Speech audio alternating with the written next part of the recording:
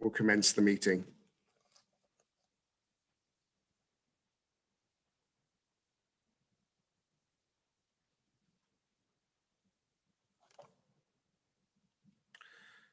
Good evening, members, and welcome to this extraordinary council meeting. This is a meeting of the council which is being held remotely. The meeting is being recorded and streamed via YouTube, where members of the public are able to watch the proceedings. We are also recording the meeting, and the recording will be available on the council's website following the meeting. The procedural arrangements for this remote meeting of full council that I have agreed in consultation with group leaders have been provided to all members of the council. As at the previous remote meeting, each speaker will be timed in line with the council procedure rules, and I will give a 30-second warning. Voting will take place as happened at the previous meeting by asking each group leader in turn if they will be voting on behalf of their group or not. If the group leader indicates that they will be voting on behalf of their group, I will ask the group leader how the group wishes to vote, and then ask if there is any member wishing to vote in a different way, which they should indicate through either the raised hand function or the chat. I will then ask that individual member how they wish to vote. I will also ask the one non-aligned councillor to give their individual vote. If a group leader states that they shall not be voting on behalf of their group, I will ask each member of the group individually in alphabetical order for their vote. To enable this, all members of the group will be asked to unmute themselves, which they will be given the ability to do. After the member has voted, they are asked to mute themselves to limit any interference. Prior to asking for votes, a quick check will be carried out by committee service staff to confirm that all expected members of the group are present. Before I formally open the meeting, I wish to advise members of the really sad news that James Russell, a member of staff, very sadly passed away from a COVID-related illness on Sunday, the 20th of December. He worked for the council as a refuge driver loader since the 7th of April 2003. Our thoughts and prayers go out to his family. I want to also pay tribute to Councillor Imelda Clancy. As you'll all be aware, Imelda very sadly passed away last week. Imelda was deputy leader of the Independence Group and a serving councillor since 2014, where she served Pitsea North West and then passionately served the residents of Langdon Hills since 2018. She'll be very sadly missed by councillors, officers, and her residents. I will allow members to pay tribute shortly. Many of our residents have been impacted by the pandemic over recent months, as the infection rate has risen in our area considerably, and sadly, some residents have lost people they care about. I ask, therefore, that we now hold a moment's silence for Imelda, James, and all the people who have lost their lives during this pandemic.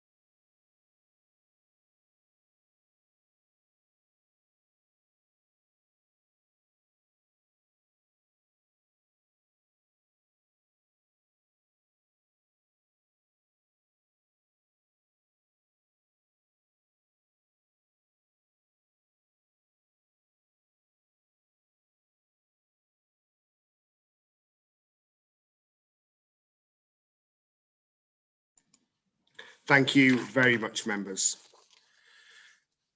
I'm now going to allow members some time to pay tribute to Councillor Imelda Clancy.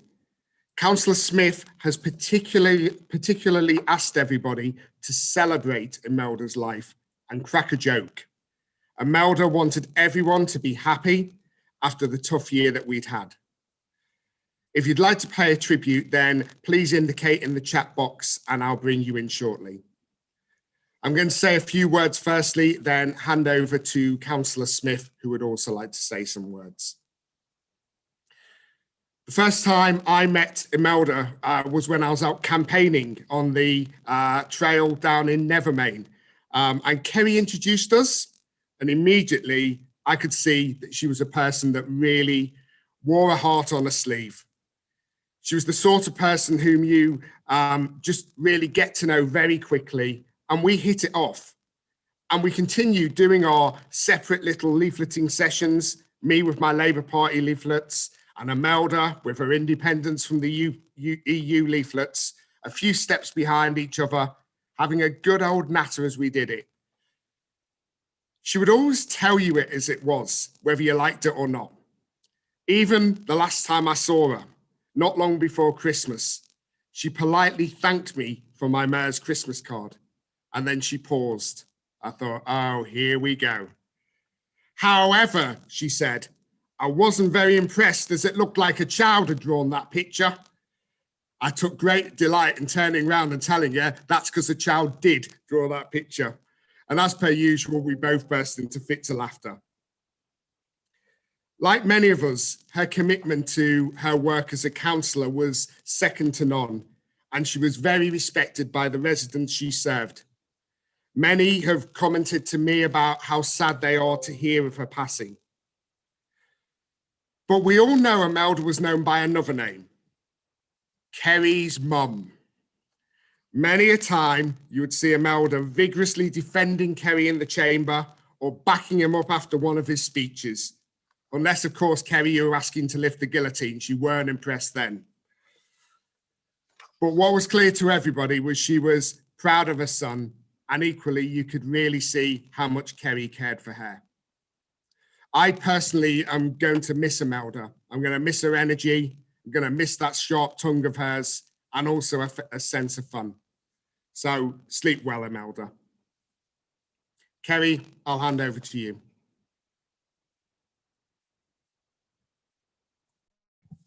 Thank you, Mr. Mayor, and thank you ever so much to everybody, cross-party, officers, councillors, for the volume on it. I don't say that as an understatement.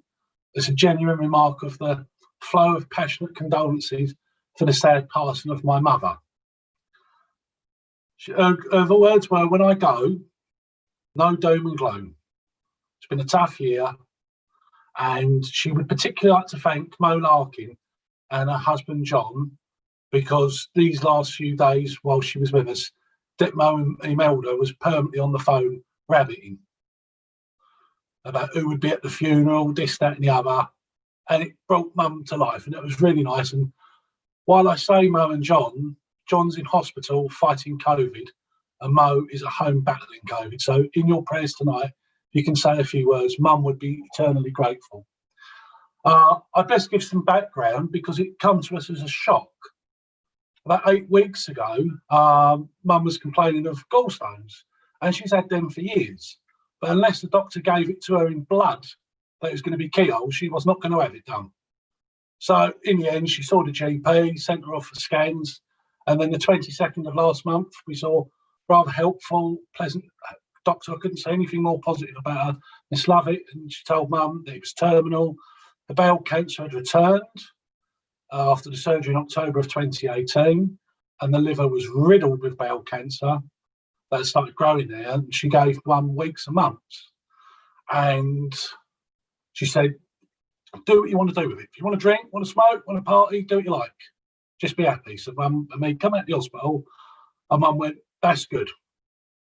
And I just looked at her, and she just looked so relieved. She went, no more knives, no more this, no more that. I can go home, and that's it. But make sure you keep me putting cigarettes, so I'm done. So day after, she came out to stay mine for Christmas week. And I said, you might as well stay around mine. So we set up a bed around mine, eventually got a hospital, those ones St Luke's provide, and they're really good people, St Luke's. And she had a great Christmas. The morphine they supplied and the steroids really picked her up. She was good. And then literally after watching the Brexit debate in Parliament on the news channels, she said to me, I just want to stay in bed. And she lost use of her legs because the tumour was pushing on the spine. And, she was okay. She was still having a drink in bed. She went off water and milk and coffee. So she went, might as well have a glass of wine and a mouthful of beer. You have what you like, Mum. Your liver, you do what you like with it. And she was still puffing away. Thought I just painted that ceiling, so that'd be another tin of paint I've got to crack open for the landlord. But who cares? It's Mum. She can have what she likes. And sort of the Tuesday before she went, she just didn't wake up that day. The nurses came round from St Luke's, tended to her, but she was in a very deep sleep. And I thought it was rather odd. She was talking about, get some cigarettes. And I thought she was talking to me. I went, I've got your cigarettes. You want one? But she's like asleep. And don't forget the booze and I'll get the boys. And I'm scratching my head. I thought, she's in this sort of sleepy state. And she said to me, I'll sort the boys out, you get the fags and booze. And then she said her friend's name, Lorraine. And after Mum passed away, I spoke to Lorraine, who's now living in Florida, and they went to school with each other in a Catholic school in Dagenham. And Lorraine always had the money. So she was going to get the cigarettes and booze, and Mother was going to get the boys. If anybody knows Mother, was not too surprised about that. And then the Wednesday, it was very peaceful. I mean, she was in no pain. And that evening, when people are about to go, you hear that noise from their chest. And I thought, right, well, that's it then. If she's going to Valhalla, the Vikings took the sword. Her view is she wants a cigarette. So with the hospital bed, I lifted her up, put a cigarette, tried to put it in her mouth, and she wouldn't take it. So I had to gently lift her chin.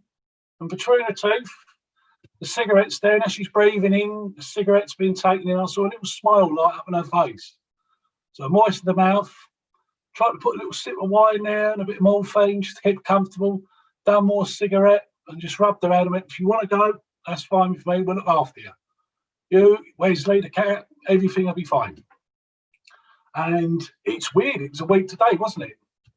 Absolutely weird, it's gone so quick. Mum's service is going to be the 2nd of February at 4 p.m. at Pixie Crematorium. Their undertakers are sorting out some sort of Zoom type web link service. So once I've got the details from the undertaker, I'll share that with everyone. You're very welcome to sit there and, partake in the service. But one of Mum's death wishes was, don't be spending her money until you've done a wake. So when all this COVID is behind us and normality is back, we're nearly there. Once this vaccine's done and we've got everything in line, I've got that in almost but blood for Mum in writing, that I'm to hire a big hole and keep that full of booze so you can all come along and we'll have a lovely evening celebrating Mum's life. I don't think there'll be another councillor ever able to fill her shoes again.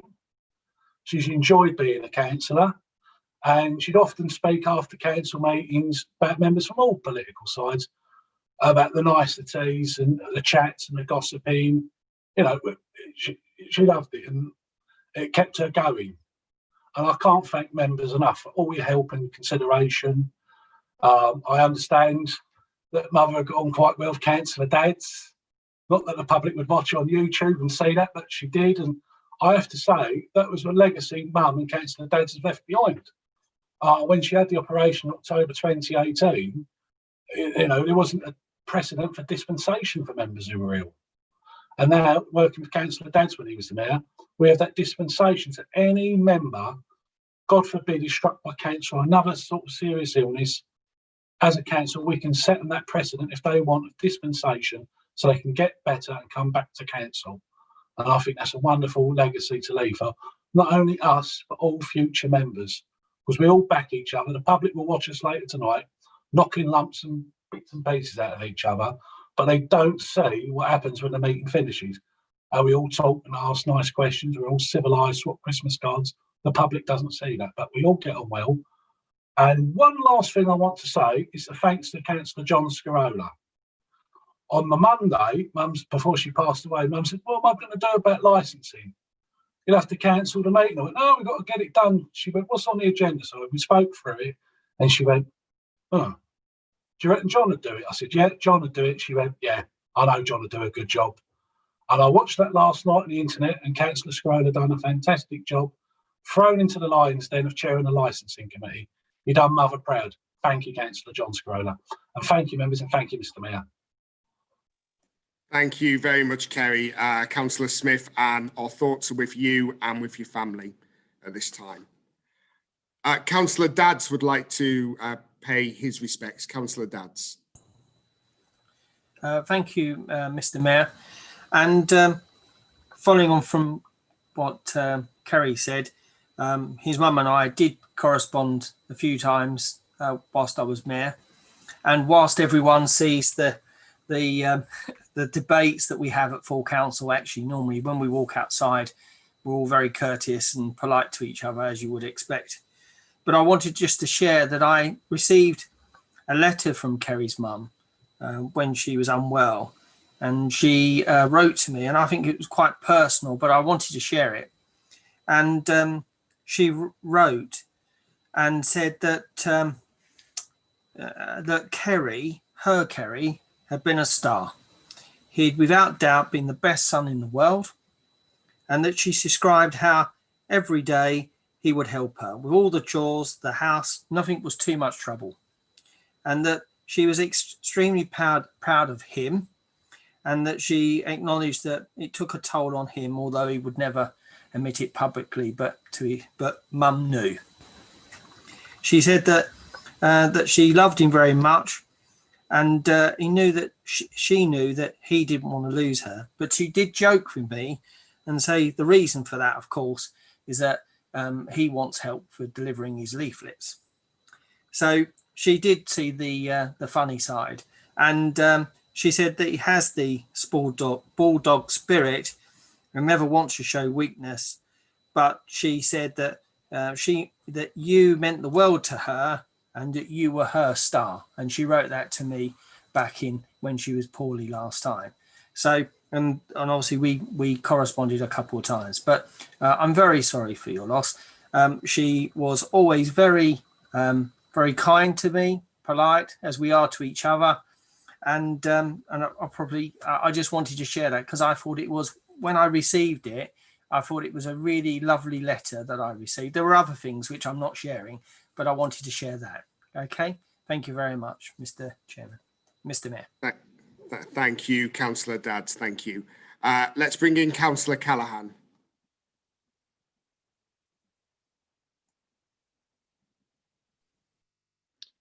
Thank you, Mr. Mayor. It's a pleasure to follow that from Councillor Dadds and from Councillor Smith and yourself. And I know that on behalf of many people across the borough, we send our deepest condolences to you, Kerry, and to your family at this time. Where do you start with Imelda Clancy? She was truly one of a kind. She is what makes a council. She was fiery, but fun. She was respectful, but forthright, opinionated, very opinionated, but reserved as well. She was one of the biggest characters in our chamber. And I know because she served with me in Pitsea Northwest for 4 years and then in Langdon Hills, that she was doughty in how she set about looking after her residents. And that was born out of the strong Irish morals that she received that we would talk about quite often. And she had, as we all know, and I think we can all attest to, she had a certain way with the English language. Plain spoken and very much to the point. When I first became leader back in 2017, I noticed I started getting casework from members from all different parties and groups. And I remember the first time Imelda emailed me, it was in size 26 font and all in capital letters. I saw it on my phone and I immediately panicked that I didn't to upset her. But when I called her, she told me not to worry, but she needed bigger type because in her own words, she was a blind old bat. And it was one of those moments where we shared a laugh, and it was impossible not to like Imelda. Every time you were with her, you couldn't help but smile and laugh, and you could see the positive effect that she had on councillors and officers around her. and that mischievous side that she had that others have spoken about. In 2016, I attended the Max Whitlock celebratory dinner at Wat Tyler Country Park. Councillor Smith, Imelda, myself, my partner Emma, and Bala Mahendran, the former CEO, were all seated together. What could possibly have gone wrong, I hear you all say. And for much of the night, I was having my ear chewed off by Bala, meaning that Imelda and Emma were left to chat. And a couple of hours into the evening, I leaned over to Emma. I asked her how she was doing. And she asked me, she said, do you think Imelda knows that me and you are together? Because it had turned out that Imelda had spent the previous 2 hours making the strongest possible case for why Emma should hook up with Kerry, or failing that, did Emma have any friends that she could set Kerry up with? And I think that was a theme, because she asked Emma that every time she saw her over the next 4.5 years as well. Her car park chats were legendary. As soon as the meetings were over, there were no time for pleasantries. It was down the lift like a shot, and she'd be outside ploughing through the cigarettes, waiting for the door to open before summoning you over to talk to her so she could tell you about her views on what had just gone on. But I think it was on the 22nd of December, as Kerry said, when she was on the way to the hospital to receive that news. She never lost sight of her sense of humour, and I actually saw her that morning, and she said to me, we discussed just how far we thought that the monitoring officer might allow us to test the remote meeting protocol, because in preparation for February's budget meeting, she wasn't expecting at the time to be here for it, but she did ask whether or not I thought it would be possible for her to cast her vote using a Ouija board, which I thought was pretty much exactly how you would imagine, Imelda. But depending on the numbers next month, wherever you are, I might still take her up on that one. As I say, Mr. Mayor, you couldn't help but like and love Imelda, and I want to place on record to her my thanks to her for her service to Basildon, for the laughs that we shared, and for teaching us all not to take life too seriously. So after her battle with illness, may she be at peace. Thank you, Mr. Mayor. Thank you, Councillor Callaghan. Councillor Baggott, let's hear from you.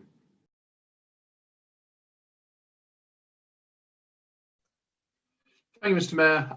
Obviously, all of us at different levels have reacted or had interaction with Imelda, and unfortunately, maybe not as much as one would have liked. But I had chats with Imelda a number of times, usually at the half-time break of full council, or on the odd occasion when we passed each other at the council. And I think it's fair to say that, in her words, she was a bit of a sort, because all of the conversations that we had revolved either around reminiscences of her youth, what she used to get up to in her youth, or reminiscences of her aspirations for her son, who she doted on. And I would love to recount and regale you with some of the tales she told me, but given that this is a family show, it would be pretty lost in the telling to give you the version without the swear words, because in a typical fashion, she liked to actually make sure that she'd got the appropriate colour and use of language in the tales that she told. But the one thing about her that struck me was that she was a lioness. When it came to any personal attack on Kerry, be it from members, or be it members of the public or anything, you could see the absolute essence of what Imelda was about. And she would have stabbed you to death without even a thought if she thought that you had wronged or bad-mouthed Kerry in the wrong way. And that you have to respect, because that is, you know, what a parent does for their son. But at the same time, you can also see, as Councillor Dad's alluded to, the absolute pride that she had in her son, and how it was that, in a way, she and he together were stronger. You know, it said, you know, united we stand. And without a doubt, the two of them combined, you could see that there was that passion for wanting to do things for residents, and that passion for the work that you do as a councillor. And in that regard, I know that she will be a loss to the chamber, but I absolutely empathise, and my thoughts are with Kerry at this time, because it is a major loss, and he has my absolute sincere condolences. Thank you very much, Councillor Baggott. And we'll now move to Councillor Ferguson.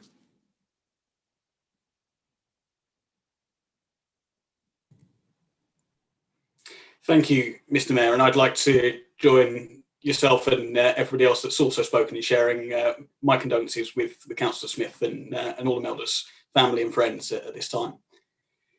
Councillor Clancy Imelda was my predecessor as councillor for Pitsea North West, and I know how hard she worked for her residents. And my first full conversation with Imelda took place on election night in 2018. And initially I was unsure of how Imelda would have welcomed me to the council as a new councillor for the ward that she'd just finished representing and resided in. How wrong I was. And from the first moment that we met, she was very forthcoming with her advice, very helpful in providing information, and couldn't have been kinder in welcoming me to this council and providing me with more knowledge and more information about the ward that I was then to represent. And in more recent times, Imelda sat behind me in full council meetings, and as Councillor Green and Councillor Kettle will testify, there was never a dull moment during those full council meetings. And I always look forward to full council because I knew that I was always going to enjoy having those conversations with Imelda before, during, and after the meeting. Whilst I'll always appreciate the advice and support that Imelda offered me as a new councillor, I'll always remember her as somebody who was kind, helpful, and funny. And my thoughts, as I said, are with Councillor Smith, her family and friends at this time. And thank you, Imelda, for all the support that you've given me. Thank you so much, Councillor Ferguson. And last but by no means least, Councillor Harrison.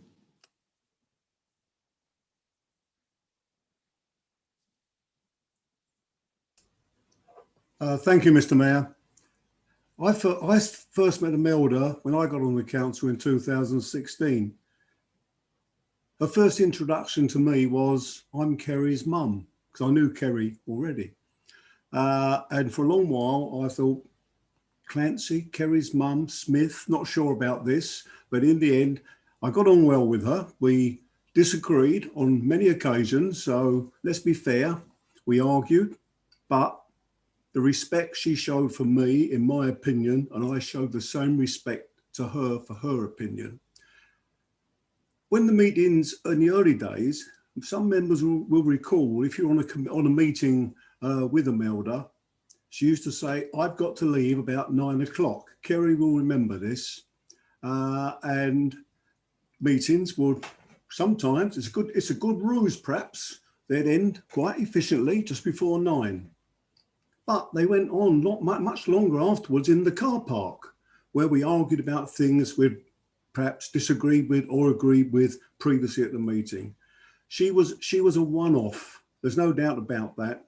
And Kerry, my wife and myself sent our condolences to you. You know, she's a big act to follow. I will say that. And the fact that she referred to you repeatedly, she stuck up for you. She wouldn't hear a bad word against you. And that to me was fabulous from a mother. And, you know, it's a sad loss, both to you and the council. Thank you, Mr. Mayor.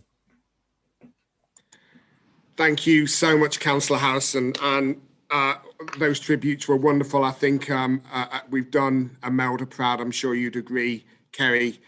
She'll be very sadly missed, and you know, it certainly puts things into perspective when we heard about her passing. So we shall now move on with the meeting. Our first agenda item is apologies for absence. I've received one apology for absence from Councillor Kirkman, and I don't believe there are any others.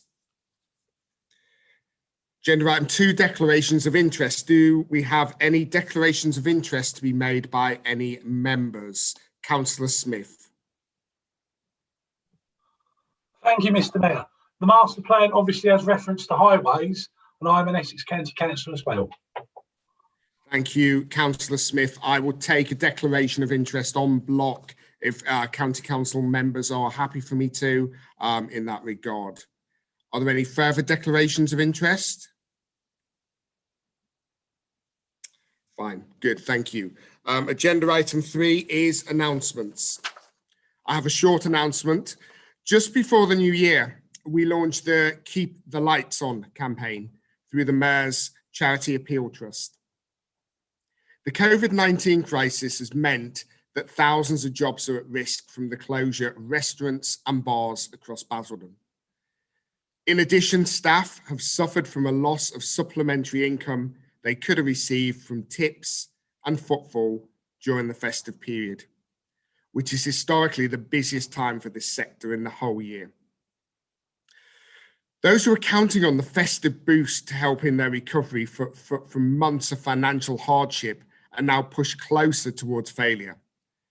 These casual workers are often the lowest paid workers in our community and are unfortunately not entitled to any government COVID-19 support.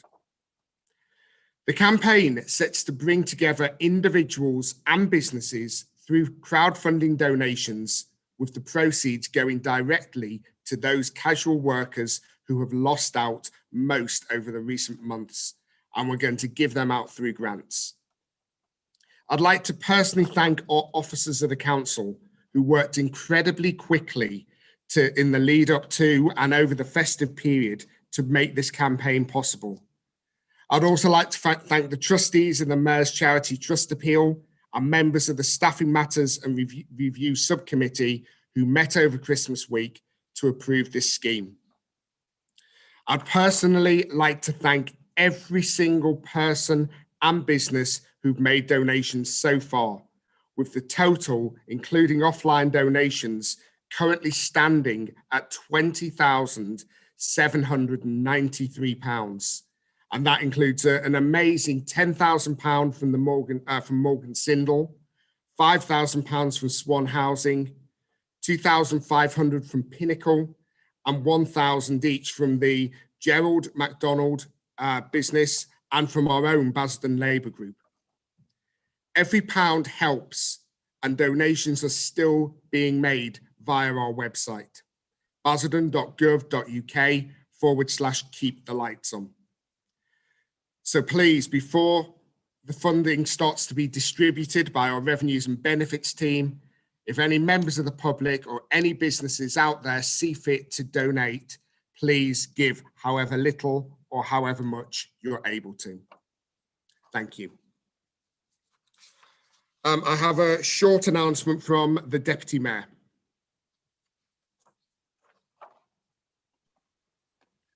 Thank you, Mr. Mayor. Yes, I will be brief.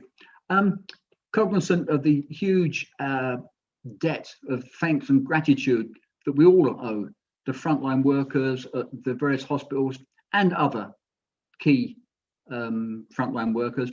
Last year, I thought I would attempt to raise some money, expecting that they would be rushed off their feet over the Christmas period. And I was able to raise, let me go back. I actually commissioned 2 West Ham shields, even though I'm an Arsenal supporter. One of my constituents, a wood carver in Lee Chapel South, Mr. Alan Moody, he produced not 1, but 2 shields. Initially, I thought I would raffle them, but that wasn't very successful. And those of us that bought raffle tickets, we left that money in the kitty. But then I decided to auction them. And it was quite amazing. The two shields went for £150 and £30 respectively.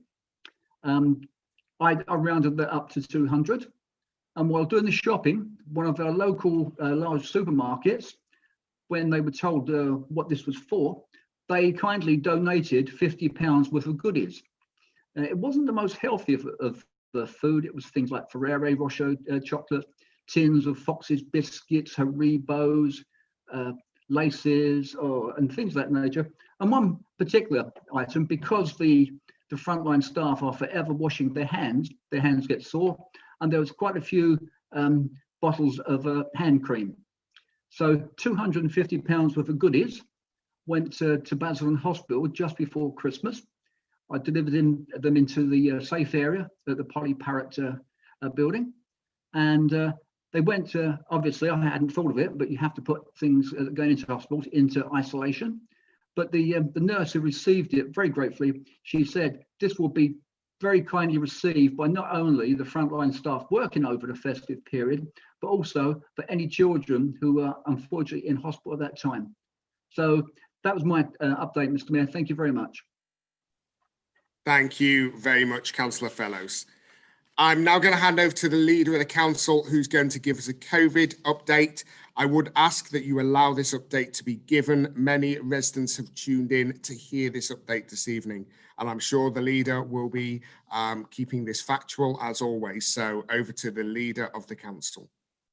Thank you very much, Mr. Mayor. Can I begin by associating myself and my group with your remarks earlier on about our officer who tragically passed away from COVID-19. Can I also send our best wishes to all of our council officers and former council members who are currently battling against COVID. We wish them all well and a full and speedy recovery. I also want to take this opportunity to thank all of our NHS and care staff, all of our shop workers, our lorry drivers, our refuse collectors, and all key workers who worked over the Christmas and New Year period and who are now facing an incredibly difficult few weeks and months as we look to regain the control of the virus. Our collective debt of gratitude to those key workers is, was, and continues to be enormous. Mr. Mayor, I want to update Council, as you've said, on the current state of play when it comes to the COVID infection rates. I am pleased to say that in many parts of the borough, particularly in the northeast in Wickford and in parts of the west in Leindon, the rates of infection are falling. However, the rates are still high, rising in some parts of the borough, and our positivity rate continues to be alarmingly high. As a county, Essex now has the overwhelming majority of districts and boroughs with infection rates of 1,000, in excess of 1,000 per 100,000 people. The need to ramp up testing has never been more important. At present, we are averaging 10,000 PCR tests a week and less than 2,500 lateral flow tests per week in our borough. That is in a borough with 185,000 people. These figures need to increase by 10 times the amount each week if we are to root out the asymptomatic cases. This week, I've written to the Health Secretary to ask for more support for testing in Basildon, and I would urge members to compare and contrast the treatment that Liverpool and Manchester received when their infection rates were half of what ours is here in Essex. Without mass testing, regularly and in the places where people are allowed to go, we will not get on top of the virus. That is why I've called for testing sites to be relocated to supermarket and council-owned car parks so that people are able to more easily access tests. Given the scale of the challenge we face, we should be moving to ensuring the adult population of our borough is tested a minimum of once a fortnight. I hope the government will respond positively to our representations to them. On the vaccine, we are making very good progress as a borough. I want to thank the CCG and all the doctors and nurses who are working around the clock to ensure the efficient rollout of the vaccine. Council will be aware of some blips in the organisation of some of the centres, but these have been infrequent, and both myself and the Chief Exec met with the CCG this afternoon to offer any and all assistance needed to help manage the rollout in these centres, and we will continue dialogue. We will continue to keep the dialogue open throughout this process. The borough is receiving now the Oxford AstraZeneca vaccine, though we expect to receive more by the end of the month alongside the Pfizer vaccine, and this will significantly speed up the delivery of the vaccine here and around the county, meaning we will have those two vaccines and it will lead to more vaccine centres being opened alongside our NHS colleagues. I want to thank the businesses for their offers to use their premises, retired NHS professionals who have offered to come back to help with the rollout, and all volunteers who have come forward to support marshalling efforts at the vaccine centres. Mr. Mayor, I know this continues to be a difficult time for businesses. Between Christmas and New Year, as you have said, the Staffing Matters Subcommittee did meet, We approved criteria for further funding in Tier 4 for businesses.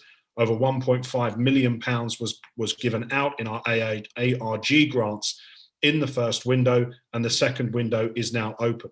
The Keep the Lights On crowdfunding campaign that you have mentioned is going from strength to strength.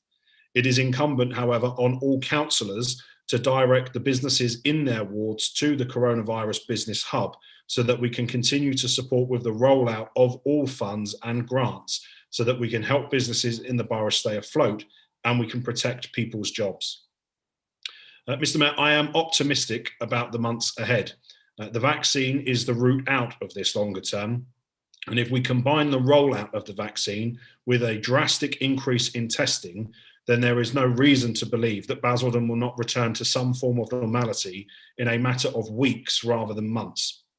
We can get through this, and we are, as we are seeing every single day in our borough, stronger together. Thank you, Mr. Mayor. Thank you, Councillor Callaghan, and I'd like to personally thank you and the officers of this council for the work you've been doing in keeping our residents informed and protected over this pandemic. So thank you, and please do keep it up, because I know that residents do appreciate the regular updates. So thank you very much. Councillor Harrison, I believe you have an announcement as Chair of Neighbourhoods and Public Spaces. Thank you, Mr. Mayor. I've got two announcements. The first one is in relation to the closure of the CLC in Wickford at Bromford School, which I mentioned at the last meeting. Since then, positive discussions have taken place with Bromford School and the executive head teacher of the trust about pursuing some form of secondary social, emotional and mental health needs provision in the future. It is planned to take a paper to the school's forum this month, seeking extension of the revenue funding for that function across the rest of the county. A pilot is currently running in North Essex. If this is successful, it will then be the intention to get this in place in the CLC building for September 2021. The terms of lease attached to the building to run this sort of provision would still need to also recognise the community use terms associated with it. This, of course, would need to be thrashed through at the relevant point. Now, the officer at the county, talking to myself and Mr. Brace, have said they hope this assures us of their intention to continue to put this building to good use with regard to the needs of the community.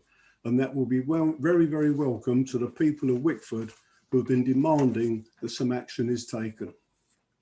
The second announcement, Mr. Mayor, is an important announcement regarding the Onside Basildon Youth Zone.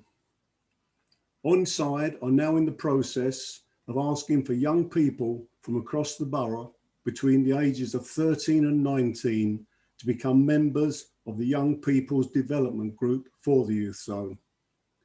The development group will be involved in developing the Youth Zone's name and brand, as well as shaping what it offers, helping in the recruitment of staff members and creating a brighter future for the youngsters of the borough. Onside will be hosting a Q&A session for both parents and young people next Thursday, the 21st of January. And to register, you need to email Onside, Phil Marsh, that's phil.marsh, M-A-R-S-H, at onsideyouthzones.org, and the communications team will be publicising that. In addition, a planning application should be coming in soon, so the future is very promising for the young people of the borough. Thank you, Mr. Mayor. Thank you, Councillor Harrison, and hopefully many of our young people will want to get involved in that. Fantastic, thank you. And I have one final announcement. I don't believe there's any others. This announcement is from Councillor Ferguson. Over to you, Councillor Ferguson. Thank you, Mr. Mayor. Members will be aware from the email circulated by the Head of Planning just before the Christmas break that the officers from the Strategic Planning team are engaging closely with the Inspector to respond to their initial questions. A conference was held with Cancel today to help guide officers in their response to the Inspector, and liaison with Cancel will be ongoing until submission of the responses to the Inspector until the end of January. Updates for the inspector will also be provided, in relation to all matters. And myself and the head of planning will also agree on the responses with officers before they are sent on to the inspector. We'll continue to provide regular updates to members. And just as a reminder, in accordance with the Strategic Planning and Infrastructure Committee on the 3rd of October 2018, the head of planning, in consultation with the committee chair, has delegated authority to make modifications to local plan submission documents during and as a result of the examination in public, as advised they are necessary by the appointed planning inspector. Thank you. Thank you, Councillor Ferguson. So that brings us to the end of our announcements. So we now move on to the key reason for this meeting, agenda item 4, notice of motion. A requisition for this extraordinary council meeting to consider the following motion was received and signed by 6 members of the council.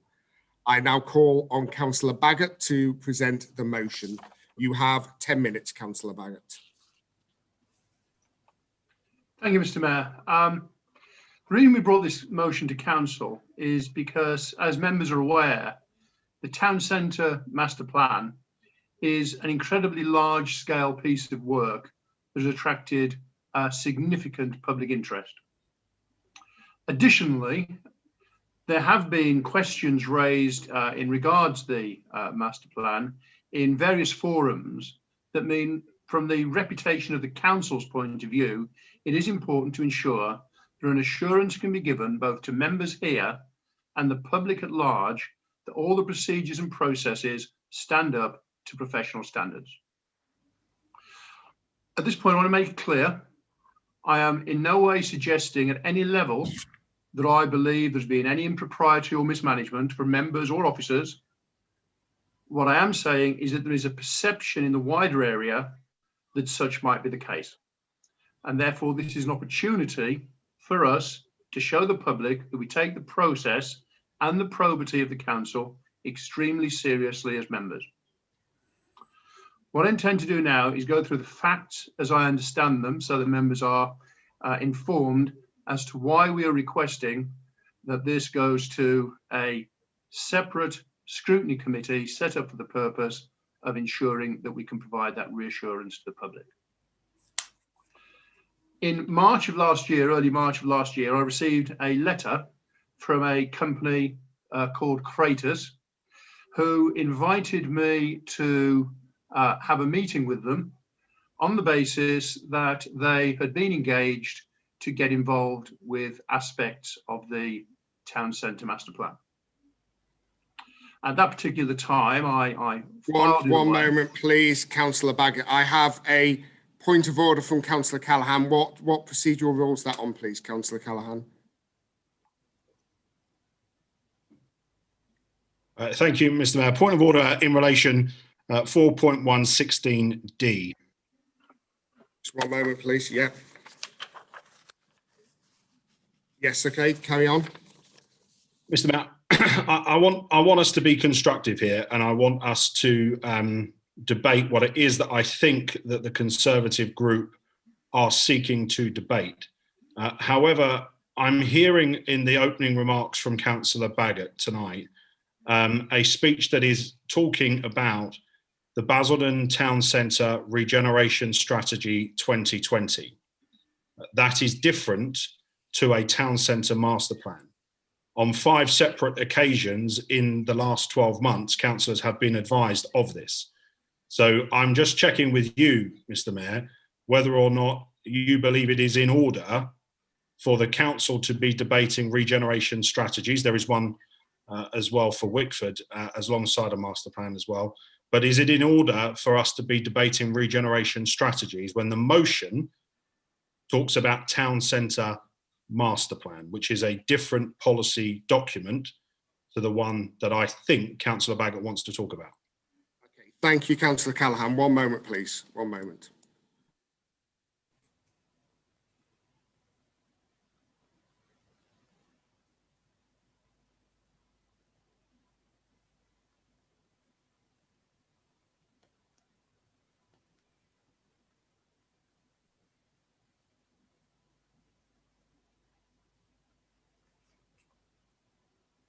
Thank you, Councillor Callaghan. Councillor Baggott, could I ask you, I've just taken some advice from officers in the room here.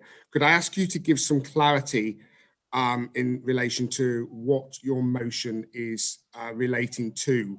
Councillor Callaghan does make a good point. It does state in here, town centre master plan. Certainly, Mr. Mayor, you will know that we have called for an emergency council meeting, both to refer issues to the district auditor, as well as to explore the issues that we are concerned about throughout.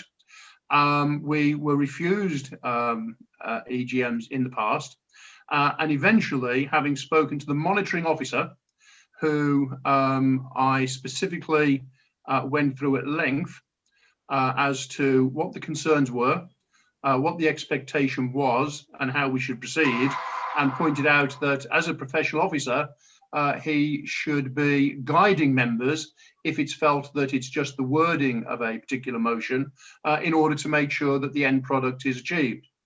The monitoring officer is the one that came up with the specific wordings around the policy document and what it is that was to be debated.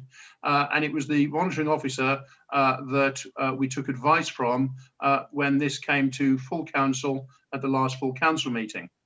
Given that the full council meeting overran and we were allowed to therefore defer it, and given that there isn't another council meeting till March, we therefore requisitioned this EGM because it is a matter of significant public interest, as I've said. So I have taken the advice with regards the points that we wanted to make, the end point we wanted to achieve, and the motion that you've received today, specifically from the professional officer of the council. So I'm confused, therefore, if now I'm being told that that specific professional advice has been incorrect. Okay, thank you, Councillor Baggott. Councillors, I would like to take some further advice on this. I think Councillor Callaghan has raised a valid point. Councillor Baggott has raised some valid counterpoints that we need to discuss. So therefore, I'm going to suggest a short adjournment to 5 minutes while I just take some advice. So 5 minutes, councillors, and we will reconvene.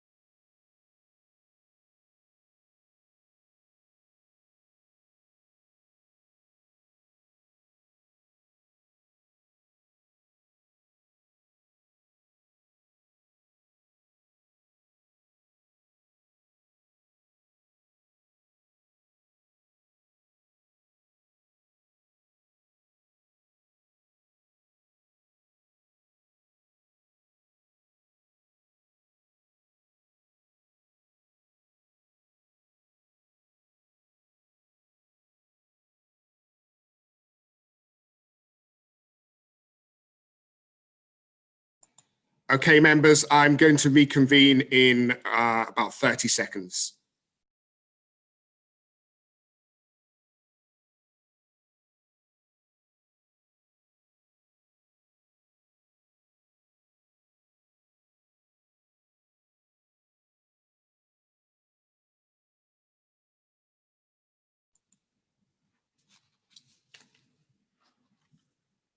Okay, members, we'll now reconvene. I think all members are hopefully back. Great, good.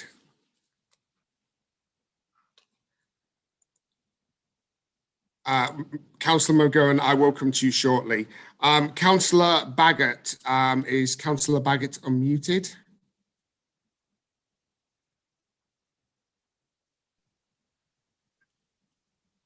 I am.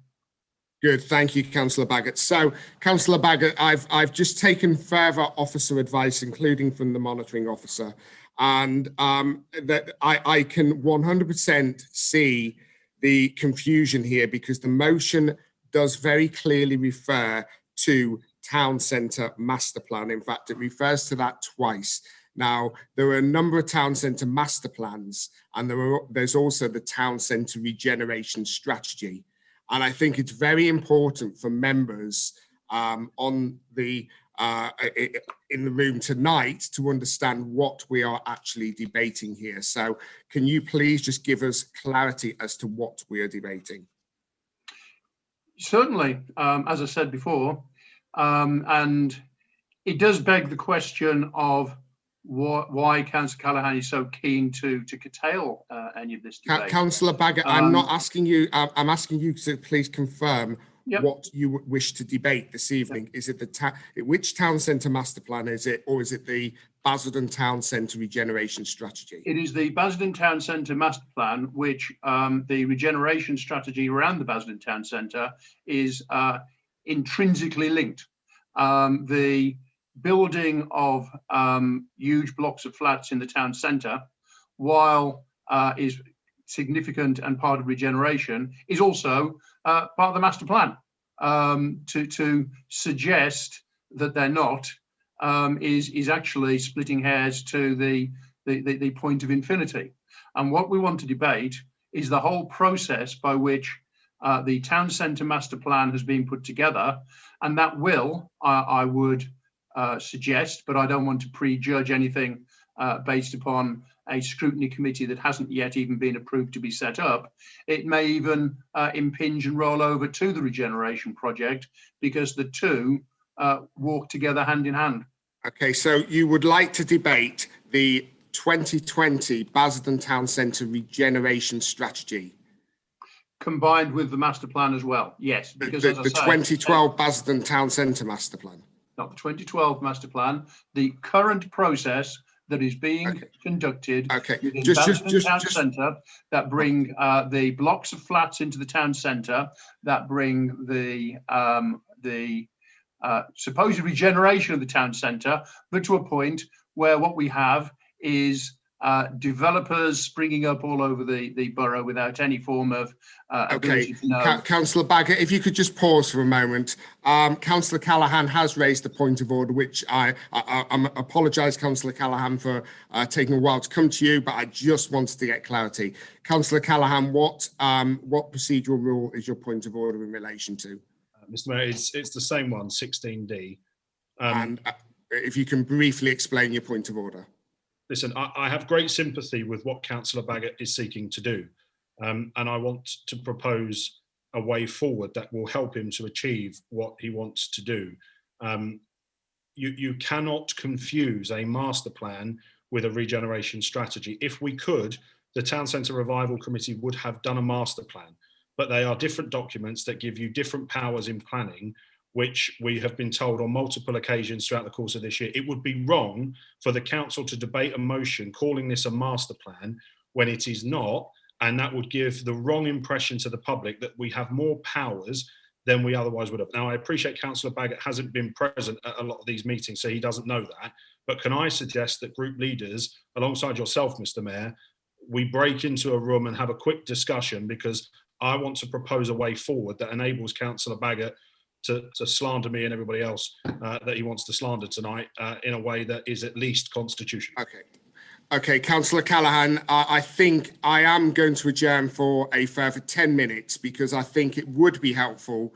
There does seem to be some confusion here. We need to get our direction of travel tonight clear so that we understand what we're debating and what we will be voting on. So I'm going to adjourn for 10 minutes. Then, Councillor Mayor, Mackenzie, I will hear your point of order when we resume. Mr. And I would like to suggest that all group leaders join me in a breakout room with the monitoring officer.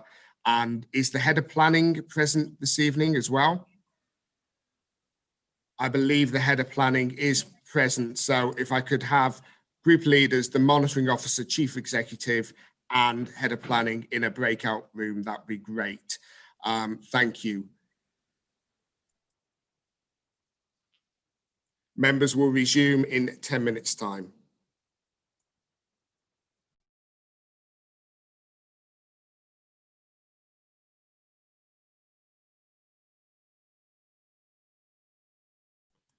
You'll shortly be invited, those who have asked will shortly be invited to join a breakout room.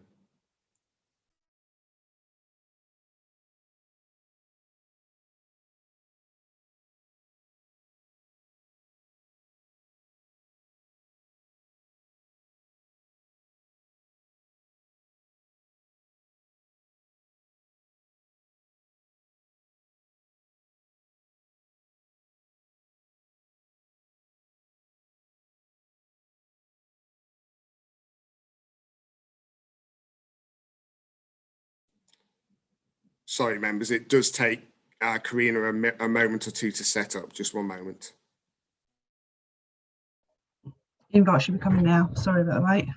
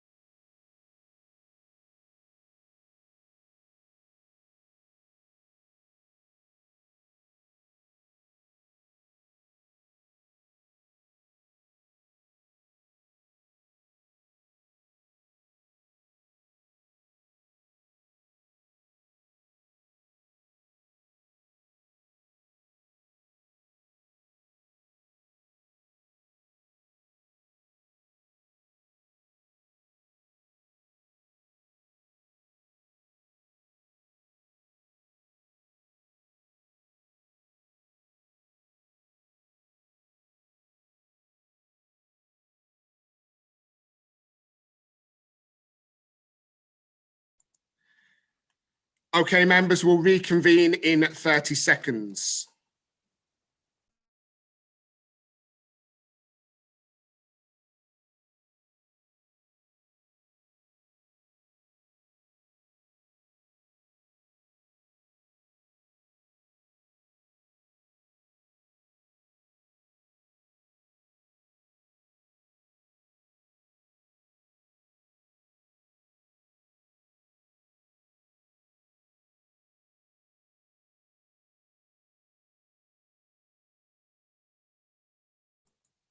Okay, members. Welcome back. I am sorry about the long delay. There's been significant debate around this motion and how we move it forward. For members' information, the fact that the motion states town centre master plan and the intention tonight is to debate the Basildon Town Centre regeneration strategy is causing some concern. Now, I'm going to allow the motion to move forward for the time being. I'm going to allow Councillor Baggott to propose it and Councillor Headley to second, and then we will move to the debate. But I just want to make a few things clear. If any member tonight attempts to impugn or slander another member, they'll be shut down immediately. That cannot happen. There's a process to do that, and the process is through standards. So, Councillor Baggott, you started to move your motion. I think you, how long did he have, sorry? I'm going to give you 8 minutes. You did do 3.5. I'm going to give you 8 minutes to finish moving your motion. Over to you, Councillor Baggott. Thank you, Mr. Mayor. And for the public at large and the members that haven't been involved in the debate there, and just so there is a focus and clarity on what we're requesting. Just one moment, Councillor Baggott. I do have a point of order that I need to deal with. What procedural rule is it under, Councillor McGowan? Article 4, conduct. Which procedural rule, sorry? Article 4, conduct. Councillors will maintain the highest standards of conduct and ethics. Councillors will at all times observe the codes of conduct and protocols set out in Part 5 of the Constitution. I can explain if you would like me to. I'd be very happy to. Okay, go ahead. Councillor Baggott's opening remarks clearly indicate he is going to impugn 2 councillors, clearly. Whilst he said there's no suggestion of any impropriety, one can only assume that that's exactly what he is going to do. Councillor Baggott, for those of us with longer memories. Okay, Councillor McGowan, I'm going to just pause you there. No. May I finish? Put a complaint into standards because this is. Okay, Councillor McGowan, I'm going to have to pause you. I'm sorry, I have to be fair to all members. I'm going to have to pause you. I've spoken to Councillor Baggott and all group leaders and all members. Nobody will be impugning or slandering any member tonight. If they do, it will be dealt with in the right way. So you have my assurance, Councillor McGowan, I will not allow that to happen. Councillor Baggott, you have 8 minutes. Again, thank you, Mr. Mayor. And again, as I was saying, for the benefit of the public at large and the members here, the focus of requesting a scrutiny committee is to look at all the work and processes around what has been put together to come to the end point as it currently stands of the proposal for significant high-rise development in the town centre and the add-ons that go with such a significant development and impact upon that town centre. And I will say again, I intend to state facts, facts being something which are incontrovertible and not opinion. And they're the facts as I understand them, and they're the facts that any member or any member of the public can choose to check and verify at any point. And therefore, there is absolutely no way that I would want to impugn the reputation or proprietary of any officer or member within the council while I lay out the facts. But we do have a duty, as I originally said, to the public at large, who have both on social media and other mediums and by communication with councillors across the board, evidenced concern about the way and the processes that have got the town centre development to where it currently is. And what we want to do, for the benefit of the reputation of the council, and to satisfy and to put to bed once and for all any of these rumours, theories, ideas, is to have the transparency that everybody talks about by having a scrutiny committee that can then hopefully return an assurance to the public and the members of this council that everything is in order. As I said, in March of last year, I received a letter from a company called Kratos. And they invited me to a meeting because they had been engaged to actually get involved in the development within the town centre.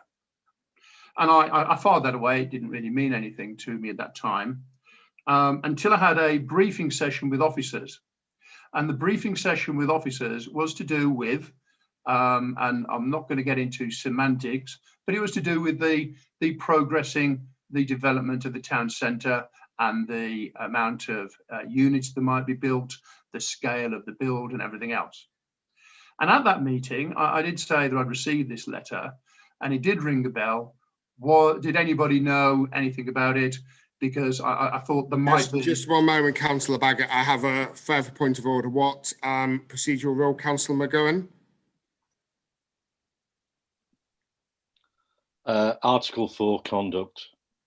Despite Councillor Baggott's assurances, is going down the road that I already alluded to, and impugning myself, and I can only imagine Councillor Callaghan as well. There was a standards complaint that was thrown out. My integrity is incredibly important to me, and I will not have this nonsense. Okay. I will not have it. Councillor McGowan, he's not mentioned any councillors' names yet. As I said to you, well, if we let him continue, and if he does get to the stage where it looks like he's about to, I suggest you and the officers keep a very close tab on this, because I am listening. I am listening. He is using qualified privilege as an invisibility cloak. It is not an invisibility cloak. It is qualified privilege. Councillor McGowan, I'm listening very carefully. I'm listening very carefully. They will be watching this, Councillor Baggott. I'm listening very carefully. Okay, Councillor Baggott, continue. So I did raise the issue of Kratos and whether there was any member involvement. And one of the officers very kindly said, well, let's Google it right now, which they did. And they Googled the company, and the members of that company appeared with photographs. And there were two councillors, the number being two, that figured as being active within that company in significant roles. Now, I'm not going to name names because that would be inappropriate, but the very fact that those two councillors were significant in roles in the council that hadn't actually declared an interest at any form of debate in connection with any development of the town centre, and who hadn't actually declared on their declaration. Councillor Baggott, I'm just going to silence you for one moment.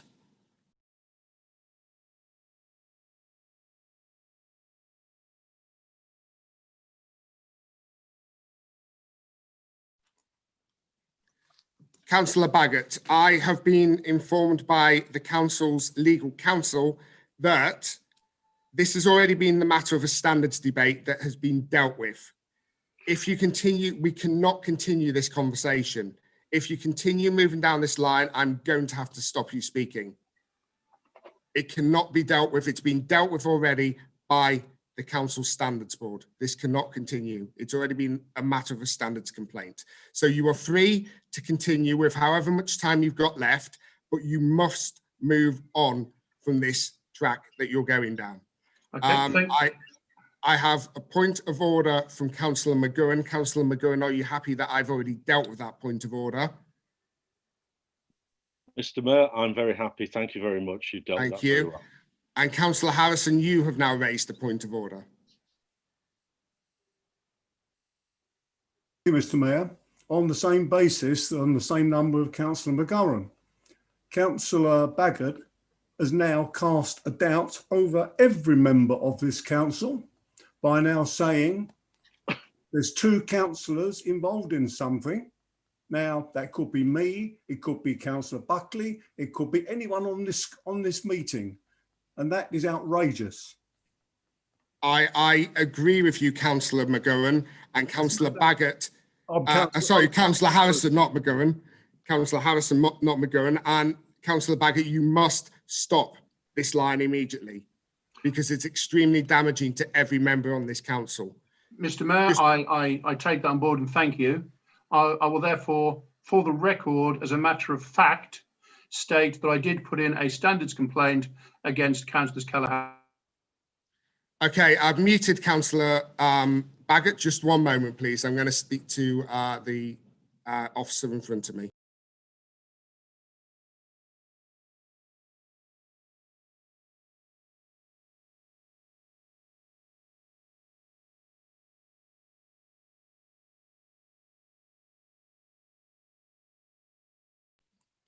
Right, Councillor Bagot, I am now going to give you, in line with procedural rule 4.1.22, I'm now going to give you a formal warning that you must stop this line of questioning. If you continue on this line, this line that you're heading down, naming councillors. Now, fortunately, I muted you before you named councillors. This is a matter that's been dealt with by standards. Then I'll be moving that you should not speak further. And I don't want to do that. You know, I made it clear at the last full council meeting that that is not something I want to do, silencing councillors. So, Councillor Bagot, I will invite you to continue, but if you continue down the route you're currently going, I will be moving that you are no longer allowed to speak. Mr. Mayor. Oh, apologies. Thank you, Mr. Mayor. I had finished those facts. It was only in respect for Councillor Harrison that I pointed people towards the standards complaint. I have no intention of going any further with that. It is a fact that Kratos, the company, and Orwell, one of the companies that employed them, parted company not long after I raised concerns at council. Subsequently, what we have seen within the town centre is a number of companies that have sprung up like mushrooms, all of whom appear to be shell companies, all of whom that when you start to look at who's behind them, You have 30 seconds, Councillor Bagot. Surely not, Mr. Mayor. It's a labyrinth of trying to work out who owns what, who's behind them, which companies are involved, and that has raised, as I've said, in the public arena, amongst the public out there, our residents, our electorate, questions and concerns about how this whole deal is being put together and whether or not everything is in order. Okay, thank you, Councillor Bagot. If you can talk, if you can wind up, you've now had your time. Winding up. It is incumbent upon us to actually ensure that we can provide that reassurance to the public and the electorate at large. And I have to ask, who would object to reasonable scrutiny? Thank you, Councillor Bagot. I'll now move. Oh, I have a point of order from Councillor Harrison. Councillor Harrison, which procedural rule, please? Or 1X, whatever it is, Mr. Mayor, can we persuade Councillor Dadds, persuade him or move him out of the meeting if he keeps holding up messages which I find appalling from a member of this council? He did it at the last council meeting. He's now doing it again. For a member of, supposedly, I'm not sure which bar, of the legal profession, he does it a total disservice. A total disservice. It's childish. Thank you, Councillor Harrison. I didn't see anything. Just one moment. Give me one moment. Thank you.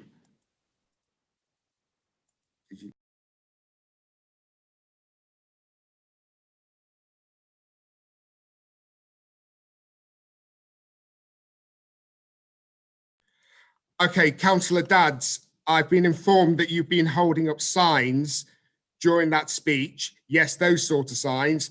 Inappropriate, Councillor Dadds. You are not silenced.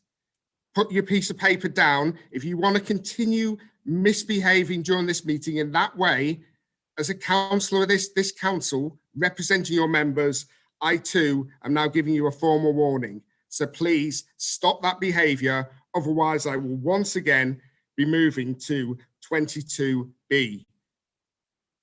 Unacceptable. Members, please have some standards. I'm getting tired of this. It's appalling. Absolutely appalling. You're disrespecting your residents by behaving in this way. It's time to get the standards back up. It's absolutely disgusting. Right, let's move on. Councillor Headley, you now have 5 minutes to second the motion.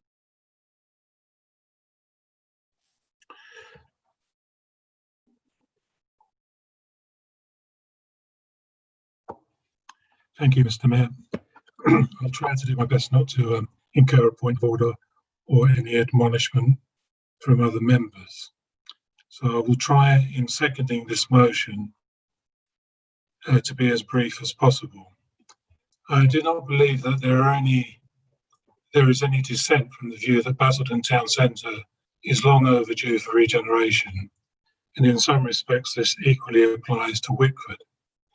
We have all witnessed the slow and painful decline of Basildon, of what was once a vibrant destination shopping centre, and to a lesser extent, the cultural hub of the new town. So I would urge all members to reflect seriously on what we can influence in respect of the regeneration of the town centre. The ruling alliance constantly reminds us of the rich heritage of Basildon, of the ambition and vision of Lewis Silkin and other politicians involved in the post-war expansion of new towns, which were intended to provide planned communities that would deliver well-designed homes, employment opportunities, better health and education facilities, and breaking the cycle of deprivation, overcrowding, and inequality that had plagued inner city areas for decades prior to the 1947 New Towns Act. But unfortunately, that utopian vision of 70 years ago has now declined into a dystopian version of what those politicians intended. Basildon has in many respects served its purpose and needs a new deal, a new start. So we have an opportunity to shape the future, starting with the town centre. I say we, but the reality is that as elected members, we have a duty to represent to the best of our ability the hopes and aspirations of our residents. We should seek to find a consensus on the way in which Basildon can be rebuilt to serve all of its residents now and in the future. A master plan was produced by the administration and a consultation of sorts was undertaken. I say of sorts because by any test, the consultation was, in our opinion, deeply flawed. Was it deliberately designed to mislead or to support the vision of the current administration of the council? Did the consultants work on a brief that could only have one answer? I suspect so, but the one thing that has changed beyond question is the effect the pandemic will have on the way we all live and work in the future. Long after it's run its course, it will have changed the status quo. There will be no going back, but it does leave us as councillors with an incredible opportunity to reset, to rethink, or to quote from the leader's oft-used phrase, reimagine Basildon. How will we work, live, use our recreational time? And we really do need to reflect on what sort of future we want to bequeath to the future generations of the borough. Many people now working from home are anticipating that this may be the new reality. Employers and companies that have traditionally been office-based are likely to restructure, using more flexible workspaces in combination with home working. Even this council has proved it can function without the Basildon Centre. The leader of the council often accuses the opposition members of not putting forward any alternatives. Well, none of us on this side believe that the solution to Basildon's problems is high-rise, high-density housing largely supported by a nighttime economy. This was our view before the current crisis, and we are now more than ever convinced that had a substantial number of residents been trapped in high-rise, high-density housing, the effect on those families would have been catastrophic. Let me reiterate our view on the way forward. On taking administration, we would consign the current master plan and policy to the waste bin. We would commit to a review of the progress made to date, undertake as a matter of urgency a new consultation in line with the recommendations and best practice principles as stated by the Consultation Institute Centre of Excellence. 30 seconds, Councillor Headley. I'm coming to a conclusion. The consultation would ask residents to consider at least 3 options, all of which would show indicative costs and the potential impact on council tax. A new plan would be prepared following the results of that consultation to accurately reflect the majority view of residents. There'd be an open and transparent process in terms of land accumulation, and we would ensure that there are no conflicts of interest between members, consultants, investors or developers. We would not commit to the borrowing on the scale of the current... Time, Councillor Headley. Your time's up. I've got one more point, if you will indulge me. Your time is up. We would not support any speculative development. Thank you for breaking me off. Thank you, Councillor Headley. I'm now going to move into the debate, and first to speak, I have Councillor Callaghan. Thank you, Mr. Mayor. Can I ask that my amendment is circulated, please? Okay, one moment, please. So we have an amendment. If that could please be emailed out to all members. Clearly, the Labour group will have seen this amendment. Would any other group leaders like an adjournment to consider this amendment? Councillor Baggett's requested an adjournment. It's now 21:22 on my clock. We'll adjourn to 21:32. Let's call it 21:35. Keep it simple for you all. So back here, 21:35. The amendment is now being circulated. Would you like a breakout room, Councillor Baggett?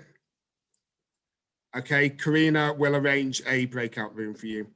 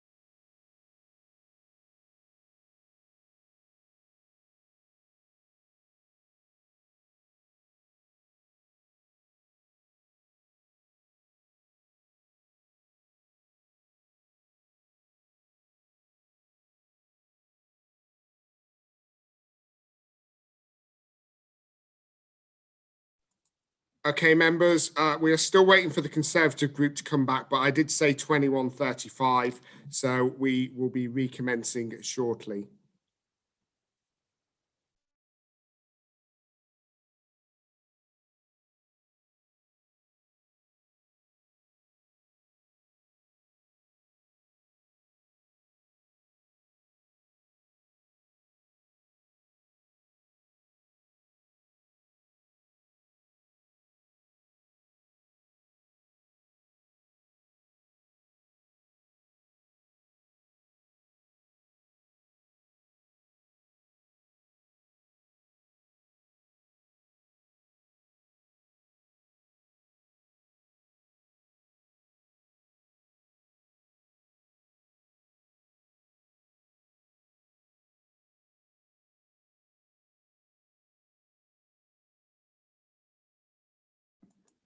Okay, members, we're going to reconvene.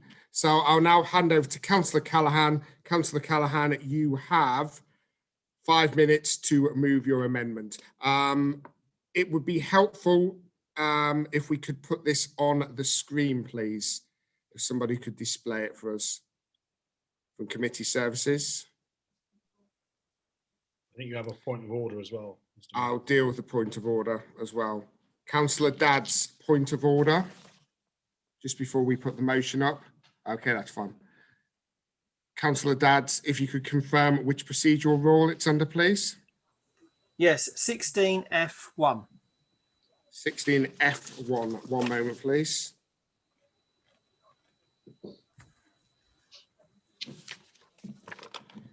Okay, Councillor Dad's, if you can explain your point of order. Yes, my point of order is that the amendment must relate to the subject matter, and we'll leave the words and insert words so long as the effective not to negate the original motion. I'd say the insertion on paragraph 1 relating to master plans of 2016, 6, 13, 7, 12, etc. Negates, because that's not relevant to what we're discussing tonight.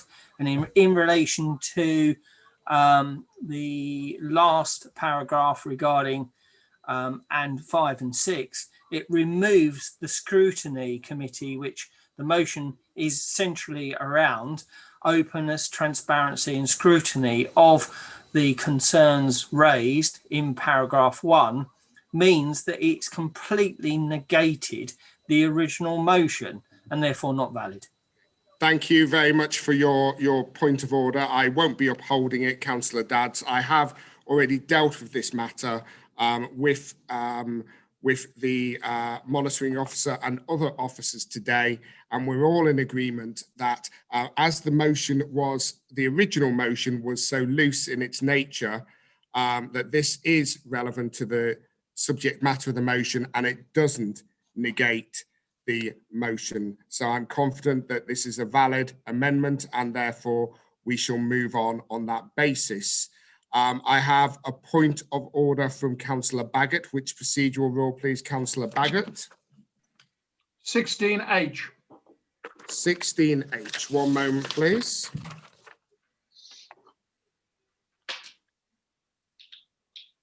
Only you knew how to write motions. Okay, so you wish to withdraw your motion. One moment, please. Been tabled. You can't do that. Jesus.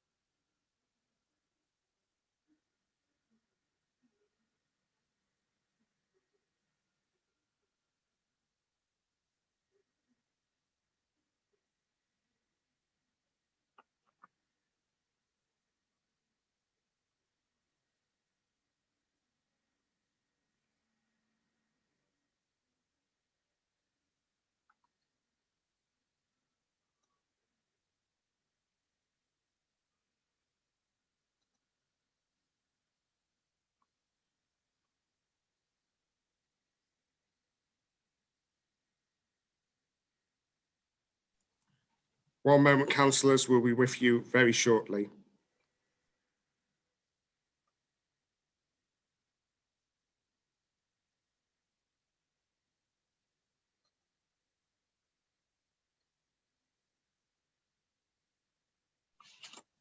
Okay, so councillor Baggott, you wish to withdraw your motion. Can you confirm?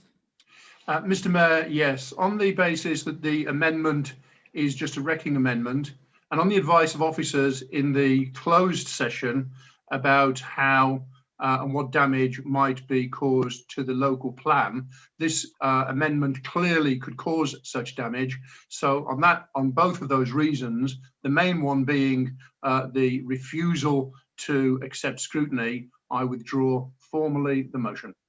Okay, and your seconder, councillor Headley, do we have your consent to withdraw the motion?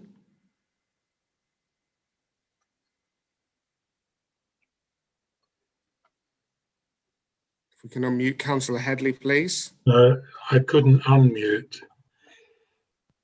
Agreed. Agreed. One moment, please. I'm just getting clarity as to whether we need to put this to the vote. No, you don't.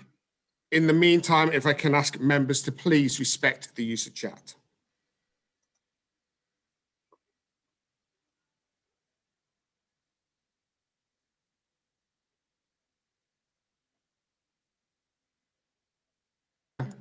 Okay, members, we need to put this to the vote.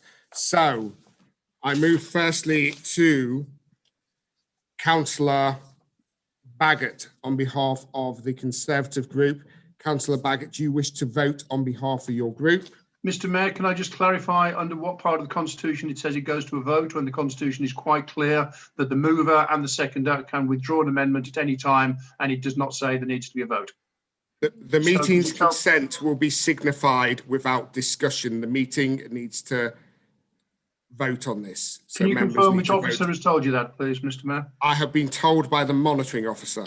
Thank you, Mr. Mayor. That's all I needed to know. Thank you. Can I please have your, do you wish to vote on behalf of your group or do you wish to vote individually? I will be voting on behalf of the group. How do you vote? We vote for. For. Okay. Can I just ask the screen to be unshared, please, so that I can see all members? Do we have all members of the Conservative group present? Yes, we do, Mr. Mayor. Turn your cameras on. Thank you. Okay. Do any members of the Conservative group wish to vote differently? Please raise your hand. No. Okay, I shall move to the Labour group. Councillor Callaghan, do you wish to vote on behalf of your group? Yes, Mr. Mayor. And how do you wish to vote? Against, Mr. Mayor. Against. Okay, thank you, Councillor Callaghan. And can I just confirm that all members of the Labour group are indeed present with the cameras on? Thank you. And do any members of the Labour group wish to vote differently? No? Okay.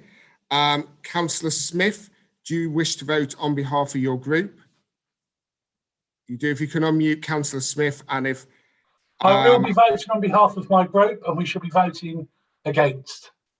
Against. Okay, thank you. Do any members of the independent group wish to vote differently? No. Okay. Councillor Harrison, do you wish to vote on behalf of your group? Yes, we will vote against. You vote against. Councillor Brockman, do you wish to vote differently? No. Okay. Councillor Blake, do you wish to vote on behalf of your group?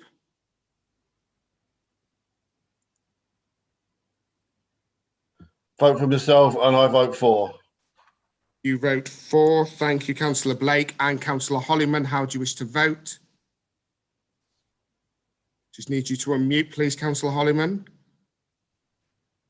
For. For. Thank you. Councillor Fellows, how do you wish to vote?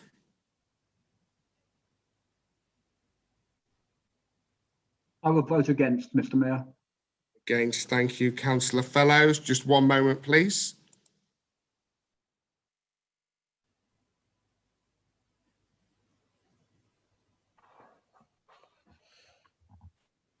So with 20 votes for and 20 votes against, it's a tied vote. Therefore, I shall use my casting vote as chair and I vote against.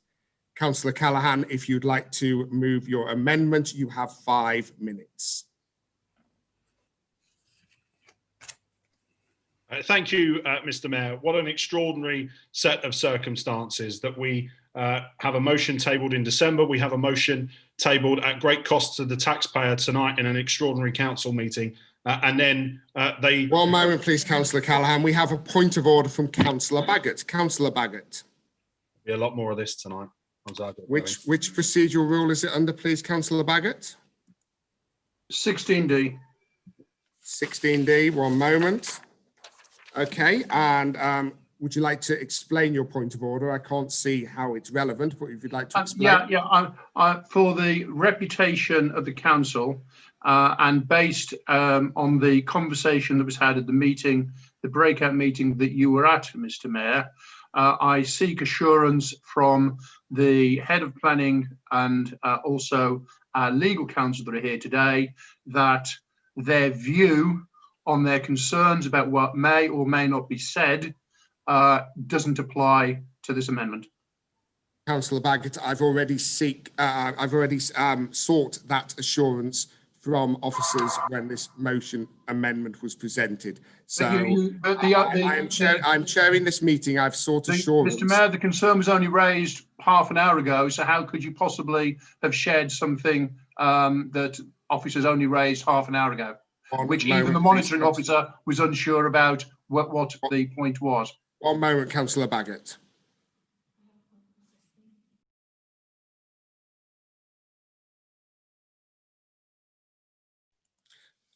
Members, on advices of officers, we will now adjourn for a further 5 minutes whilst I take advice. One moment, please, members. We'll be back in 5 minutes.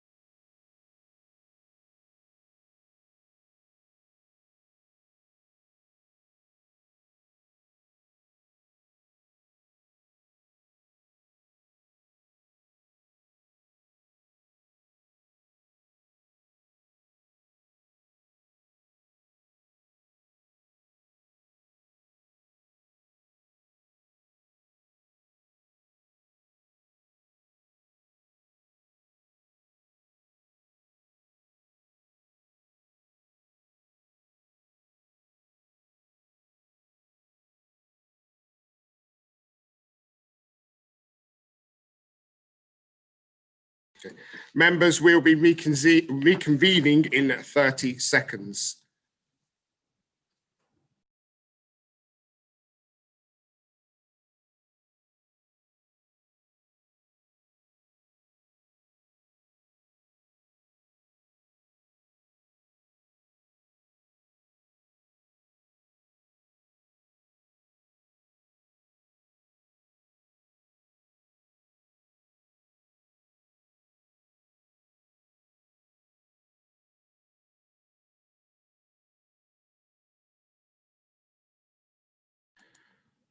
Okay, members, we're going to now reconvene. Thank you, Councillor Baggott, for your point of order. I have taken advice again from the relevant officers, the monitoring officer and also the head of planning. Both are still satisfied with the amendment. The head of planning subject to the removal of the sentence in point 4 and believes that this should replace the 2012 master plan as the principal planning document for the town centre. So, Councillor Callaghan, as the mover of the amendment, has agreed to remove that subject to the agreement of this meeting. The question is, do I need to take a vote on this, or are all members happy for this to be adjusted, removing that final sentence in point 4? If members would like me to take a vote, please just show your hands now. Okay. So I don't have the full agreement of the meeting, so therefore I am going to take a vote on that minor amendment to point 4 of the amendment, and then Councillor Callaghan, you can move your amendment. So,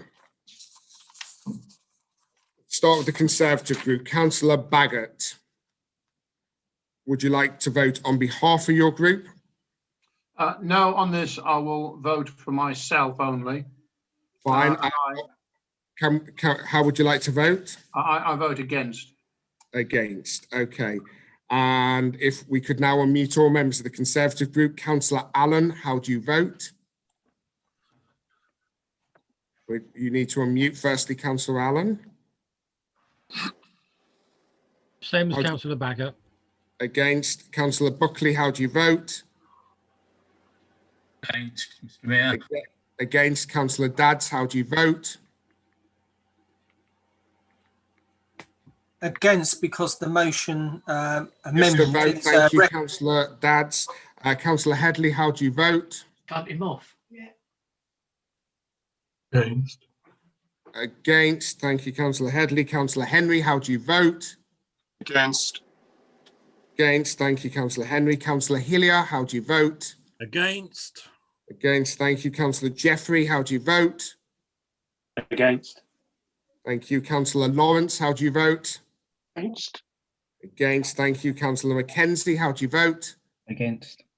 Thank you, Councillor Moore, how do you vote? Against. Councillor Carol Morris, how do you vote?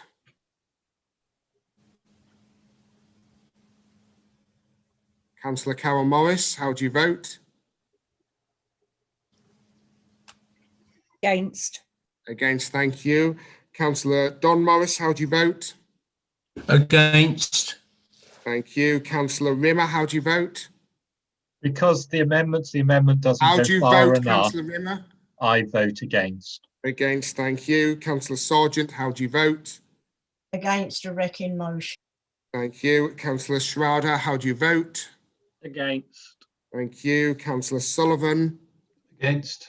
Thank you, Councillor Sullivan. And finally, Councillor Turner.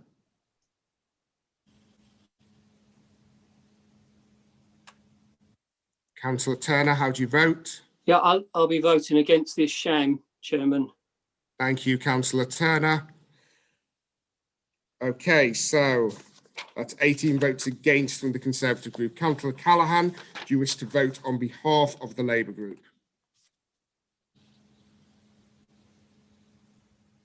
Yes, Councillor Callaghan. Yes, you do. Thank you. And can we confirm all Labour councillors are present? Yes, they are. How do you vote, Councillor Callaghan? In favour. In favour, thank you. any members wish to vote differently from the Labour group? Councillor Smith, do you wish to vote on behalf of your group? I will not take point of orders while we're doing a vote. Councillor Smith. I've got a point of order, Mr. Mayor. Sorry. No, not you, Councillor Smith. It was somebody else. Continue. All right, sorry about that, Mr. Mayor.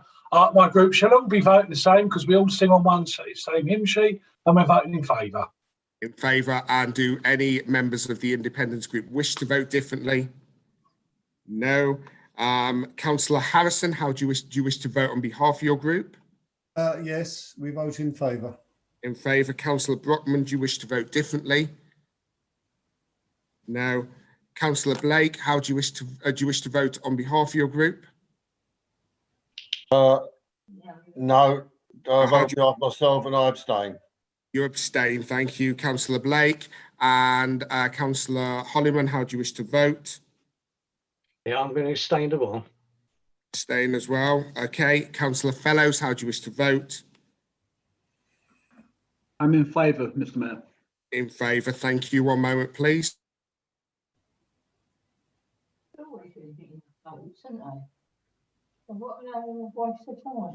With 20 votes for, 18 votes against and 2 abstentions, that minor amendment to the amendment has been carried. Councillor Callaghan, you now have 5 minutes to move your amendment. Well, thank you. Thank you, Mr. Mayor. It is good to have the opportunity to start talking some policy after all that process and procedure. The amendment tonight seeks to provide clarity, policy context, and some facts. As you can see from the original motion, it was too ambiguous around which town centre master plan we are talking about. And there are strong feelings from people all across our borough on all of our different town centre master plans and regeneration strategies. And it is only right that tonight our councillors from all over the borough get to speak about the different town centres that matter to them. I think it's... Okay, thank you, Councillor Callaghan. I'm really sorry to interrupt you. We do have a point of order from Councillor Rimmer on Article 4. Can I remind councillors, if you're moving a point of order, please type which procedural rule it's based on in the chat. Otherwise, I will not be dealing with it. Please put it in the chat. Councillor Rimmer, if you can give us your point of order, please. Yes, Mr. Mayor, I did actually put it in the chat earlier, but you said it had to be later in the debate, so I then put it in the chat. Okay, if you can give me your point of order, please, Councillor Rimmer. Certainly. It is related to the chat. We have one member, and it's all about conduct. Councillor McGurran has actually been impugning several members of our group in the chat, and also members of other groups in the chat. And I think it's totally inappropriate use of the chat. Last time you were castigating one of our members for actually just speaking in the chat. And this one, he is actually saying scurrilous things about our members. Come on, this isn't relevant. We need Councillor Callaghan, if you can just please just hold on one moment. So thank you for your point of order, Councillor Rimmer. Councillor McGurran, I don't agree that you are impugning members in the chat, but what I would say is please use the chat as it's intended to be used, which is to raise points of order and indicate that you wish to speak. Thank you. Now, Councillor Callaghan, if you can now move your amendment, finally. Thank you, and I hope I get my time back, Mr. Mayor, because... You can start again, 5 minutes.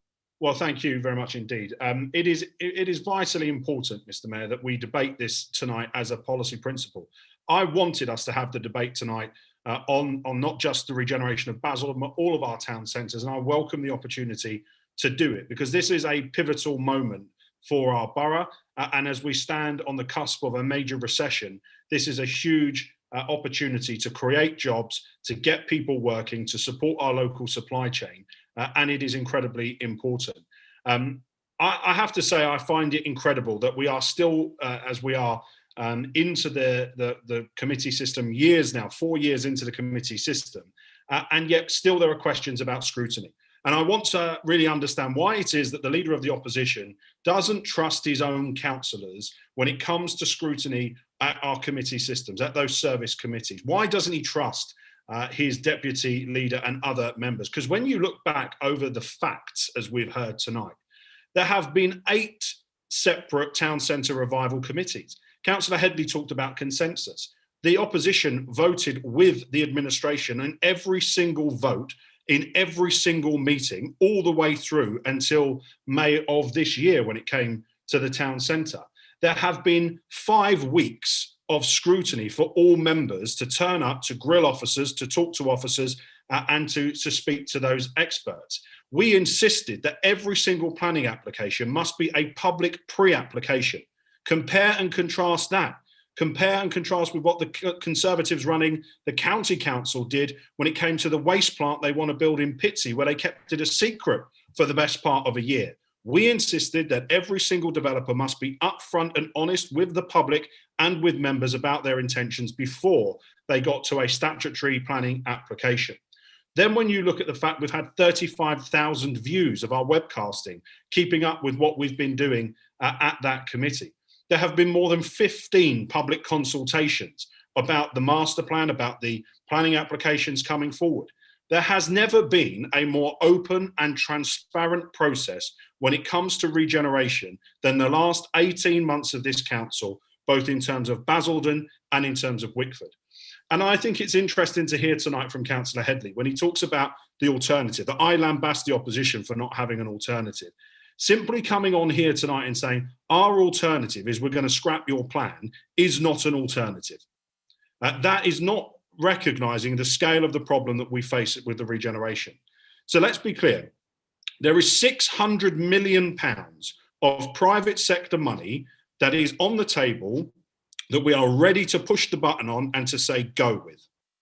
The Conservative policy tonight is to say no to £600 million of private sector investment. There are 5,000 jobs on the table. Okay, Councillor Callaghan, I'm sorry, I'm going to have to pause you for a moment. No. Councillor Baggott has raised point of order 16D and I've dismissed it. There has been nothing in the debate so far that has constituted point of order 16D. All mayors in the past have had the privilege or the responsibility to overrule a point of order without debate if they feel that it's not been constituted during that discussion. I have consulted with officers, I have consulted with group leaders prior to this meeting, and this is the approach we will be taking.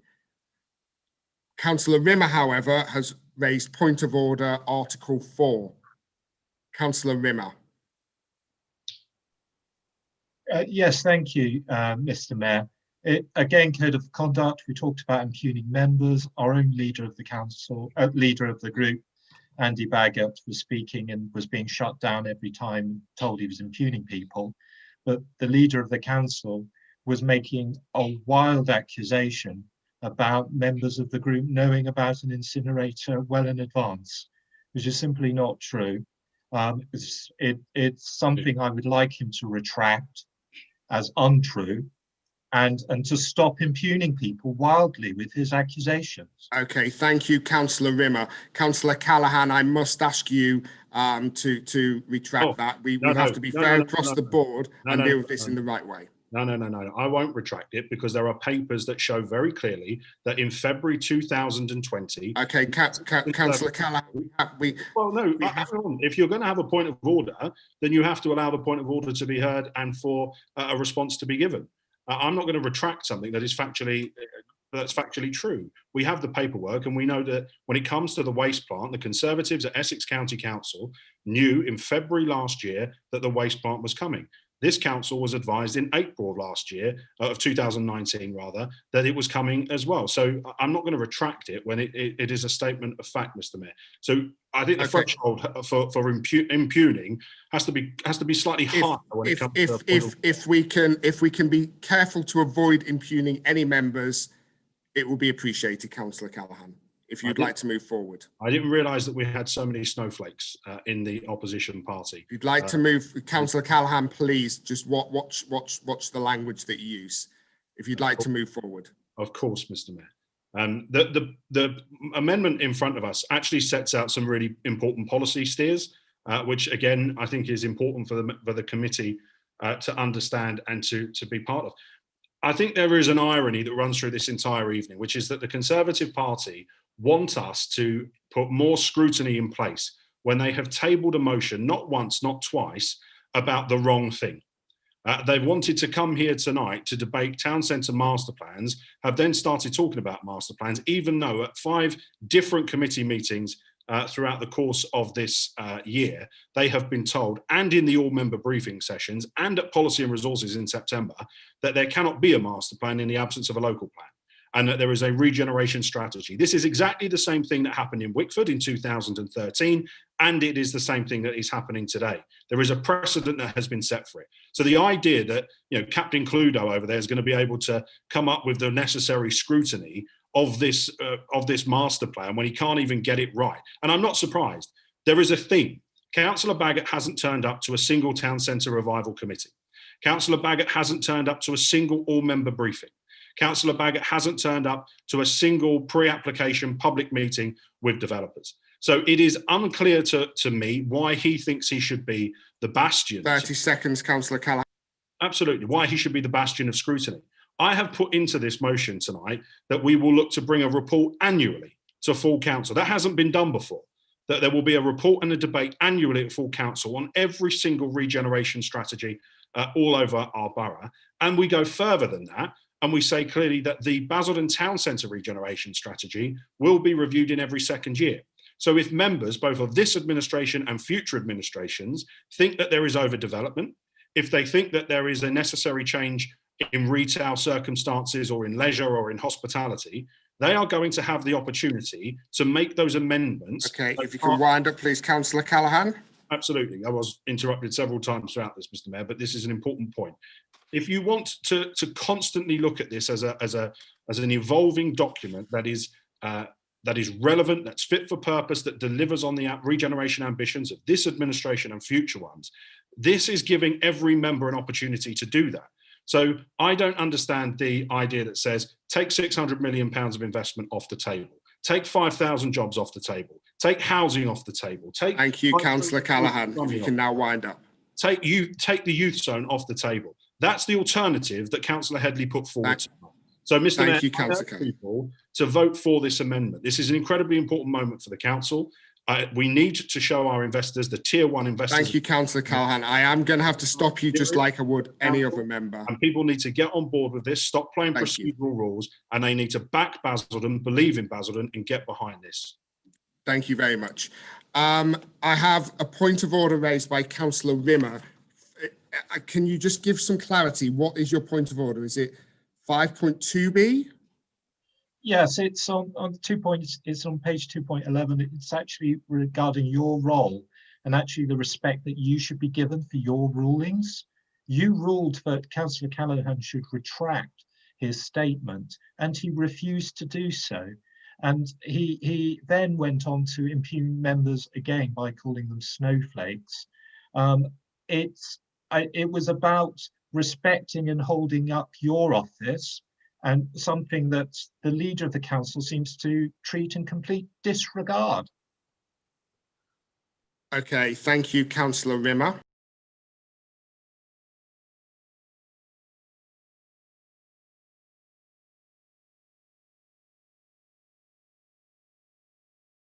Thank you, Councillor Rimmer. So I've just confirmed with my colleague, the council officer in front of me, and I didn't ask Councillor Callaghan to retract it. I asked him to beware of the language he was using.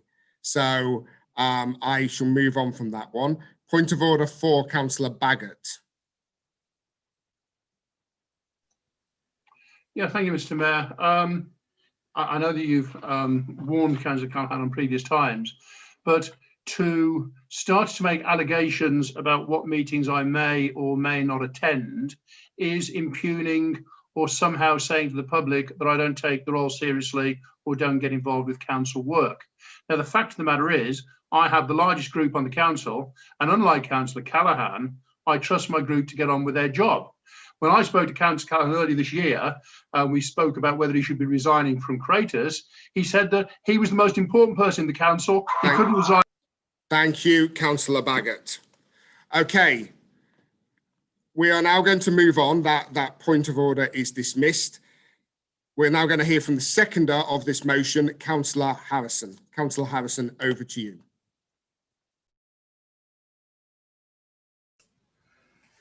Thank you, Mr. Mayor.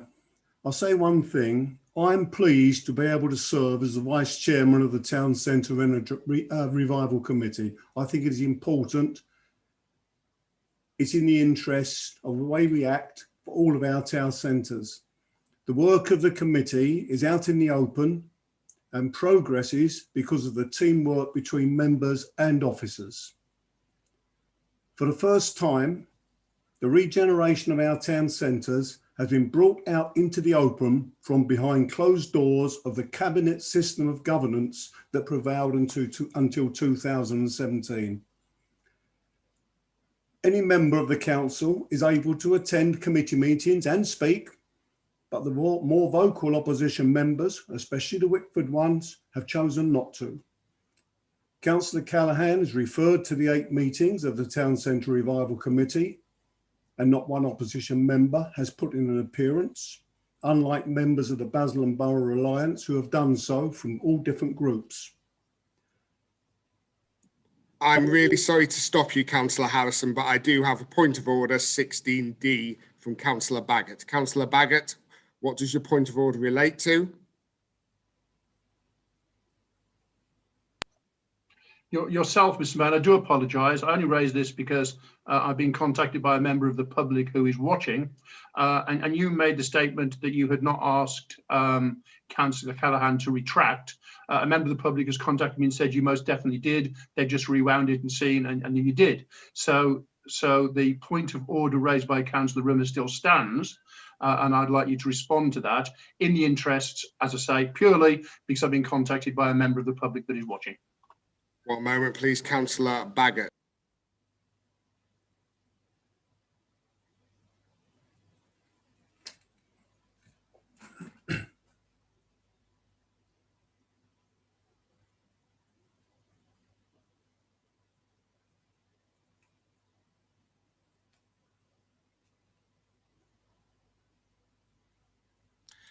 Okay, Councillor Baggott, I would like to offer my apologies. I did ask Councillor Callaghan to retract that statement.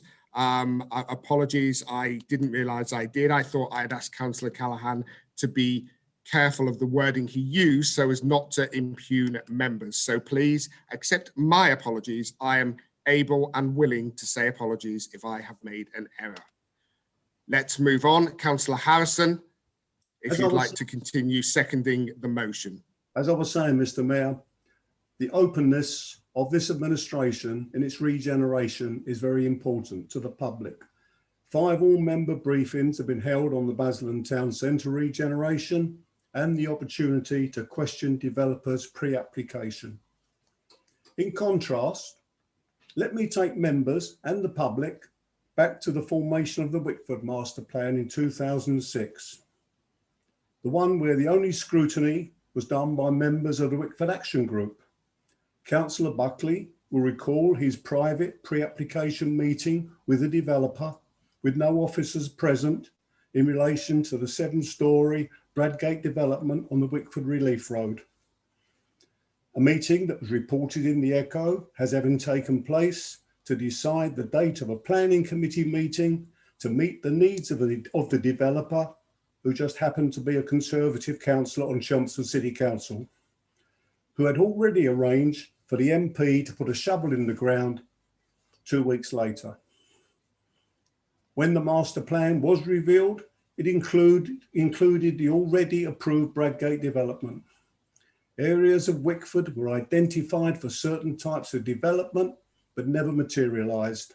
Okay, Councillor Harrison, I'm sorry, the Conservative group would like to continue raising points of order and not getting on with the debate. So, Councillor Baggott, you've raised point of order 4. Councillor Rimmer, I'll come to you in a moment.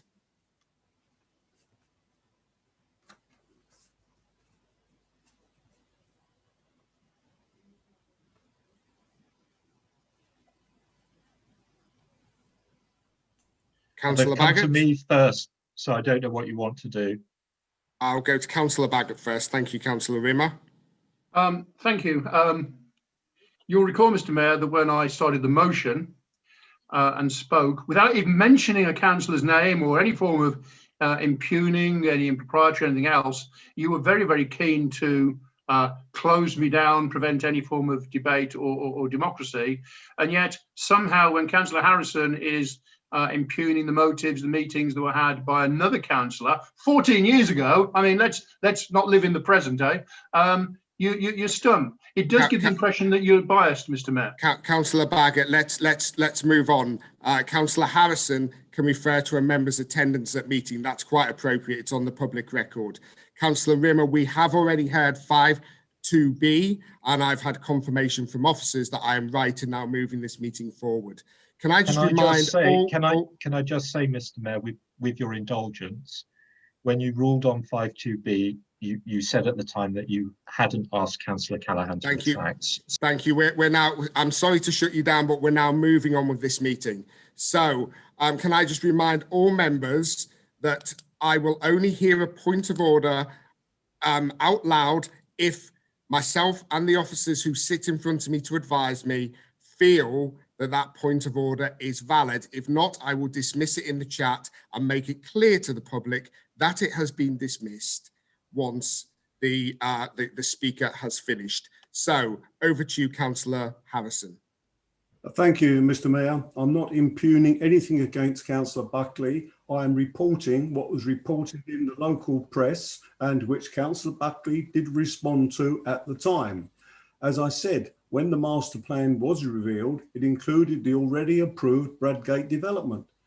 Areas of Wickford were identified for certain types of development, but never materialised, except for one. Councillor Turner's now famous Times Square. Something that was already there, but we recovered it with some different type of paving, and we removed a large tree, and then we called it Times Square. At the same time, Councillor and Mrs. Morris publicised widely in Wickford that the then Conservative administration was going to provide a mini hospital in Wickford with x-rays, blood tests, minor operations, etc. and the list goes on. Of course, it never happened. This administration is serious about Wickford regeneration, £10 million in the capital budget, and a lot of work is going on with officers and members working hard to bring forward opportunities. And I'm positive that most people in Wickford will welcome what we hope will be announced in the next couple of months. The town centre revival members and Councillor Brockman attended. The only other Wickford councillor who has attended, who's not on the committee, the last meeting, will know what the proposals are, having been outlined in part 2. Proposals which Councillor Don Morris was there as a member of the committee, and he turned his nose up without seeing the proposed outcome. But 30 seconds, Councillor Harrison. Oh, sorry, I thought we had a point of order. 30 seconds, 30 seconds. I thought we had a point of order. Okay, thank you very much. 30 seconds. But of course, this is in line with Councillor Buckley's motion for a special council meeting to put a stop to any regeneration for 10 months. Quite different to the way he wanted to proceed in 2006. I've dwelt on Wickford, but Pitsea is also able to come into it, as would Langdon.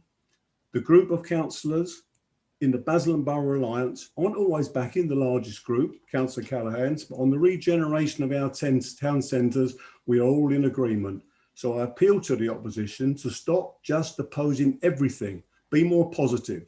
At committee meetings, your members quite regularly vote against the committee work programmes and do not come forward with items to include. The Conservative group is fast becoming the do-nothing group, but I know that some of your members are supportive in many things this administration is doing. Perhaps what you need is a change in leadership. Thank you, Councillor Harrison. If you'd like to speak on the amendment, please indicate in the chat. I have one speaker so far, which is Councillor Buckley. So Councillor Buckley, over to you. You have 5 minutes.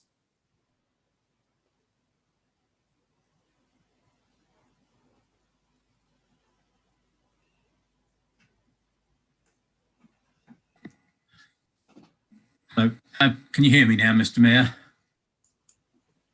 Unfortunately, yes. Oh, good. Okay, I'd just like to respond to a couple of points in the motion and a couple of points that Councillor Harrison made. Certainly, there were previous regeneration plans by administrations, of which I had the privilege of being a leader for some years. No, they were not all delivered. Things change, we know that. But I'd just like to point out that one of the highlights of the current administration, when it was in one of its previous incarnations, was Weatherspoons and Marstons to come to Whitford. They've both pulled out. Now, you know, don't let us be misled by the fact that this administration is any better at delivering than its predecessors. It's not. Councillor Callaghan talked about £600 million investment in Basildon Town Centre. On the face of it, yeah, that sounds like a great idea, till you see what he wants to invest it on. Multi-storey tower blocks. My administration took the trouble to get rid of Royal Court because it was a slum and people did not want to live in it. We would have got rid of Brook House as well, had it not been a listed building. And I would still get rid of it if I had my way. But unfortunately, our hands are tied on that. In terms of delivery, we delivered a new health centre, which is London Road Surgery now. I would have liked it to have been a bigger and better building, but unfortunately, it was the doctors' practice themselves that would not allow that. So, you know, we have to work with other people.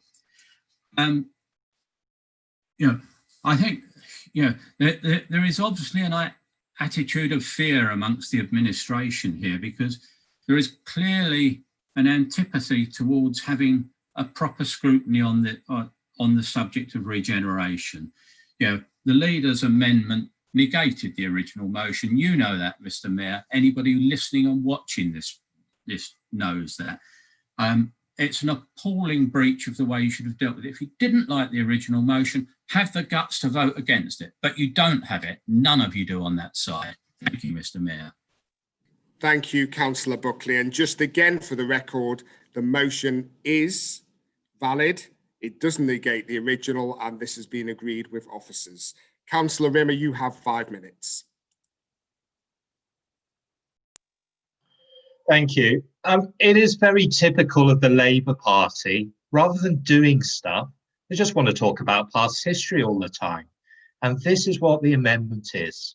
They want to go over old ground from the 1980s, the 1950s, anything other than do anything for anybody.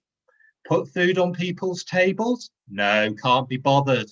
Rather vote for wooden bollards instead. Take £2 million away from Pitsy for an innovation warehouse? Yeah, we'll do that because we're the Labour Party and we'll get their votes anyway. That's their attitude. It always has been, it always will be. And this is what they're doing with this amendment. Again, they're just talking about the past. They're avoiding Okay, one moment, scrutiny. Councillor Rimmer. I have a point of order from Councillor Callaghan, 14C. 14D, sorry, Councillor Callaghan. Thank you. I've also got 4A and B as well, Mr. Mayor. Councillor Rimmer is choosing to use his remarks to impugn the reputation of Labour councillors this evening. And he's also not speaking to the motion. The motion is about regeneration of our town centres, and he is not speaking to that. And therefore, I don't think it is in order for him to continue. I know he didn't want to talk about policy tonight when it comes to regeneration. None of his group want to talk about regeneration policy because they're on a pretty sticky wicket. Having Okay, to thanks, Councillor Callaghan. I get the concept of what your point of order. In terms of impugning other members, likewise with yours, I would ask Councillor Rimmer to be careful with his language that he uses. But please do stick to talking about the motion in front of us, the amendment in front of us. Continue, Councillor. Of course, I was talking to their philosophy rather than their characters. Continue talking to the motion. Thank you. In essence, here, we need to scrutinise. We need to reassure the members of the public that everything is being done in a way that is not just above board, but is shown to actually plug them in. Because this government that we've got at the moment has all been about taking back control and a levelling up agenda. And it's time that the people of Basildon were able to take back control of their town centre. And the only way they can be reassured of that if this scrutiny committee were to go ahead. Unfortunately, the amendment doesn't speak to that. The amendment, for some reason, is raking over past arguments and is setting up a talking shop, which potentially will actually delay our local plan, something that all members of the council have worked very hard on. Now, I don't understand the motives behind this, other than I'm unfortunately playing politics, petty politics. And it's a shame that the leader of the council and Councillor Harrison I have much more respect for, have decided to go down this route. When we're actually talking about having a democratic process that reassures our residents that we are taking seriously the regeneration of our town centre. Thank you. Thank you, Councillor Rimmer. We should now move on to Councillor McGurran. Councillor McGurran, you have 5 minutes. Thank you very much, Mr. Mayor. Well, as always, I'm a bit speechless by some of Councillor Rimmer's observations, but anyway, we won't go there. 5,000 much needed jobs created, a youth zone for 8 to 19-year-olds, a better retail offer, fit for purpose for the 21st century, a nighttime economy, cafes and al fresco dining, green spaces, homes for Basildon people, first and council housing. I could go on, but seriously, what's not to like? In the case of the Conservative opposition, I can only think that they didn't come up with it themselves. Why else would you object to it? But then again, it's not exactly a surprise. In 16 years of their administration, they didn't come up with very much in terms of town centre regeneration. Under their watch, we saw Basildon town centre wither and almost die, whilst they did nothing. In Pitsea, they demolished the much-loved swimming pool, promised to deliver a Morrison's, failed, and instead delivered the range and a giant car park. However, to be fair, the range did prove extremely popular with residents of neighbouring boroughs during the early days of the first lockdown, when they queued around the block to make essential purchases like hot tubs and garden furniture.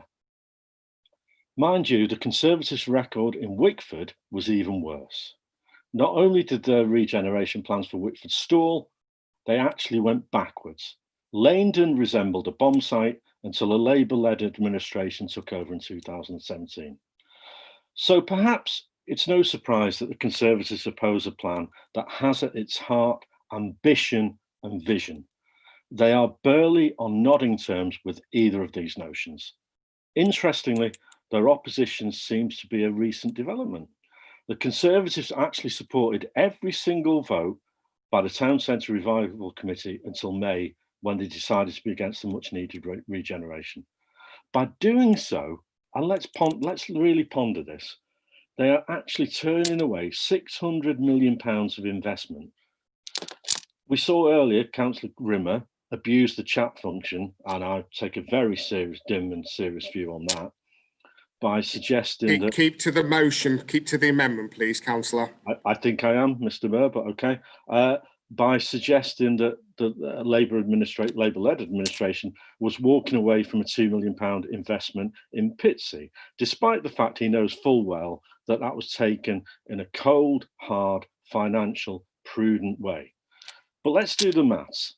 600 million investment, which the Conservative opposition are willing to walk away from, against 2 million in Pitsea. That's a 598 million net gain. So, Councillor Rimmer, really, what are you going on about? They're also turning the back on a youth zone for our borough. This would change lives massively for the better for our young people. So what do they propose in place of this? Nothing. Absolutely nothing. Diddly squat. What this would actually mean is years and years of further decline until what's left of the town centre is finally declared deceased, dead as a parrot, beyond revival. Because let's not make any mistake here. If we don't embrace the investment opportunities we have at the moment, they will never, ever come back. And turning briefly to the original Conservative motion and their talk about ensuring openness and transparency, I suspect not more than one of us will sense a whiff of hypocrisy. Many of Stick us to the amendment, please, Councillor. Well, you didn't pull up one of the Conservatives when they didn't, but okay. When Morrison's pulled out of the proposed Pitsea Town Centre store and Labour members were raising it repeatedly, senior Conservatives lied and lied and lied and lied. 30 seconds, Councillor. 30 seconds. All right. Okay. The town centre strategy will transform Basildon from a failing and fading shopping centre to a vibrant and mixed community with cultural and entertainment facilities our residents deserve. At the heart of the plan is the housing needs of those who live and work in Basildon. It's great news for local people looking to buy their first home and the borough's residents, key workers seeking much needed affordable housing.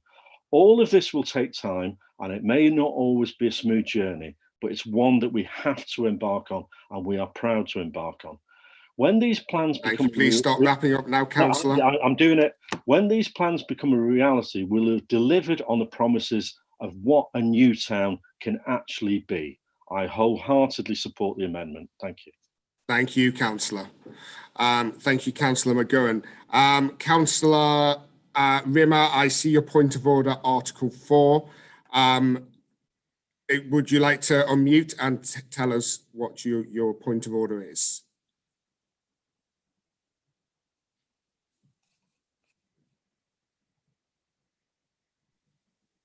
Yes, thank you, Mayor. Councillor McGurran said senior Conservative leaders lied and lied and lied. I'd suggest that is impugning. Okay, so I think we do need to be careful with our language in this forum tonight.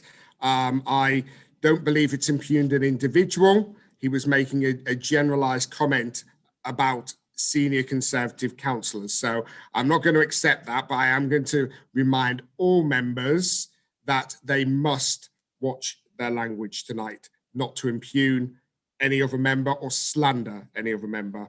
Councillor Yacoub, over to you.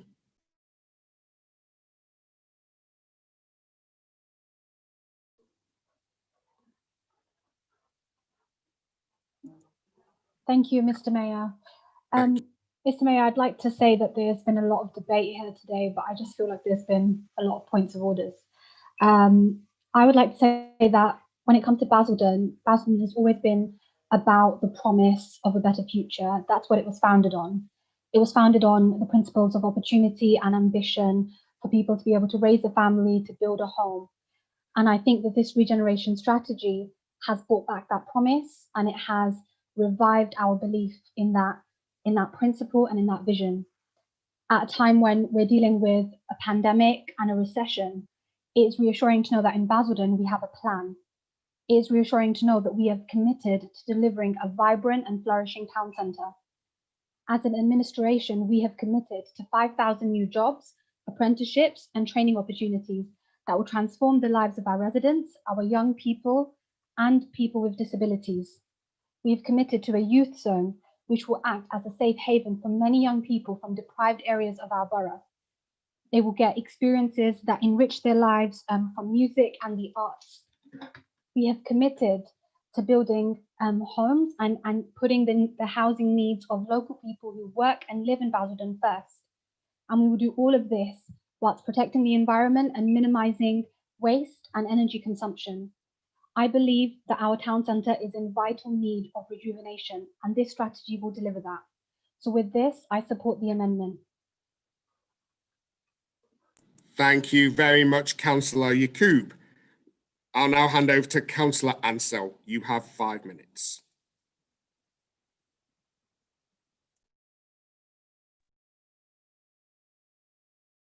Thank you, Mr. Chairman. Today's article in the Guardian newspaper on KPMG's study into the economic consequences of COVID-19 revealed that Basildon's high streets are among the most vulnerable in the country.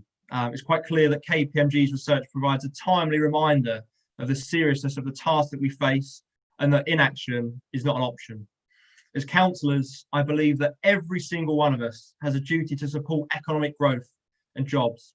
It is incumbent on all of us to work proactively so that we can leave our borough in a better place than when we were first elected. Again, at the beginning of my contribution to tonight's debate, Mr. Mayor, I'd like to, in a way, pay tribute to the tireless hard work and bold vision of the leader of the council, Councillor Gavin Callaghan. Coming back into administration, he inherited a town centre in Basildon that was rapidly becoming a ghost town.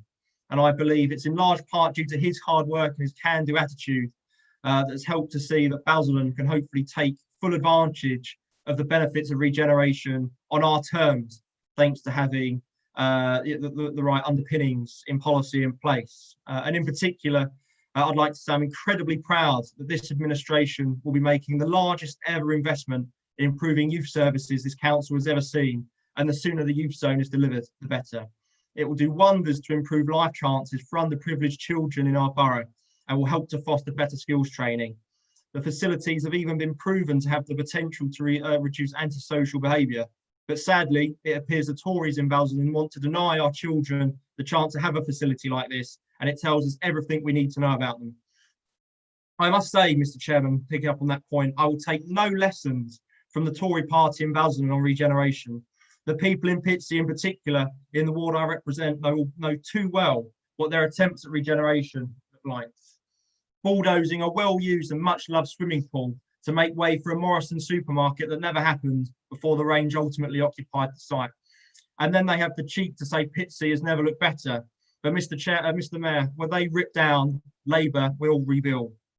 And I think it is only right that decisions on regeneration will shape the future of our borough for generations to come are closely scrutinised.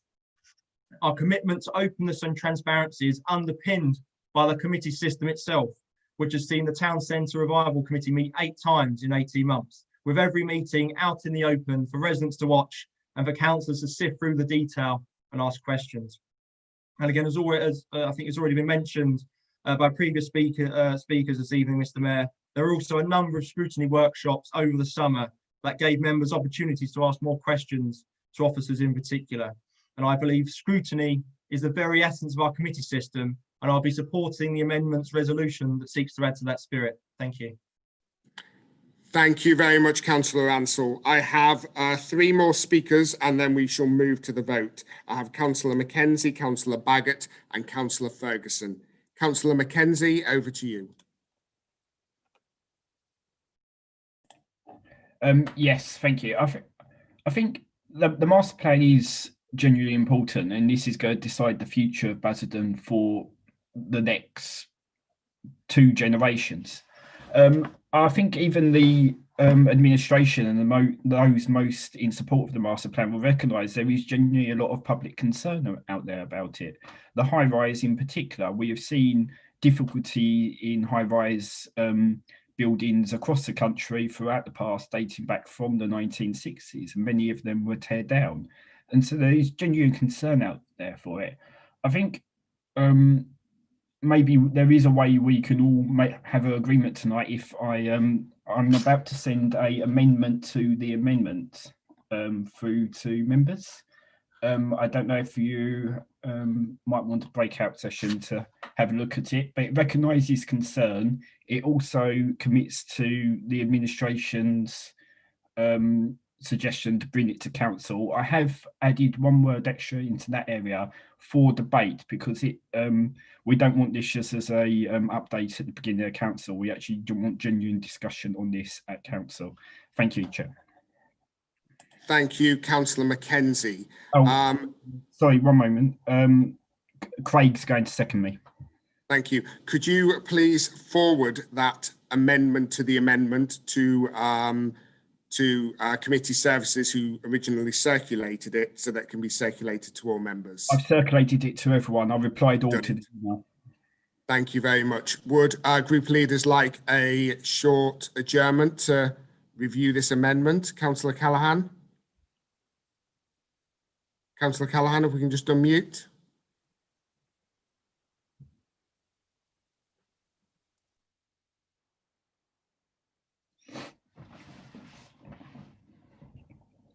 Mr. Mayor, I'm not sure we can amend an amendment. You're correct, Councillor Callaghan. I've just had that advice from the monitoring officer. We can only deal with one amendment at a time. So we'll deal with this amendment and then we will vote on it.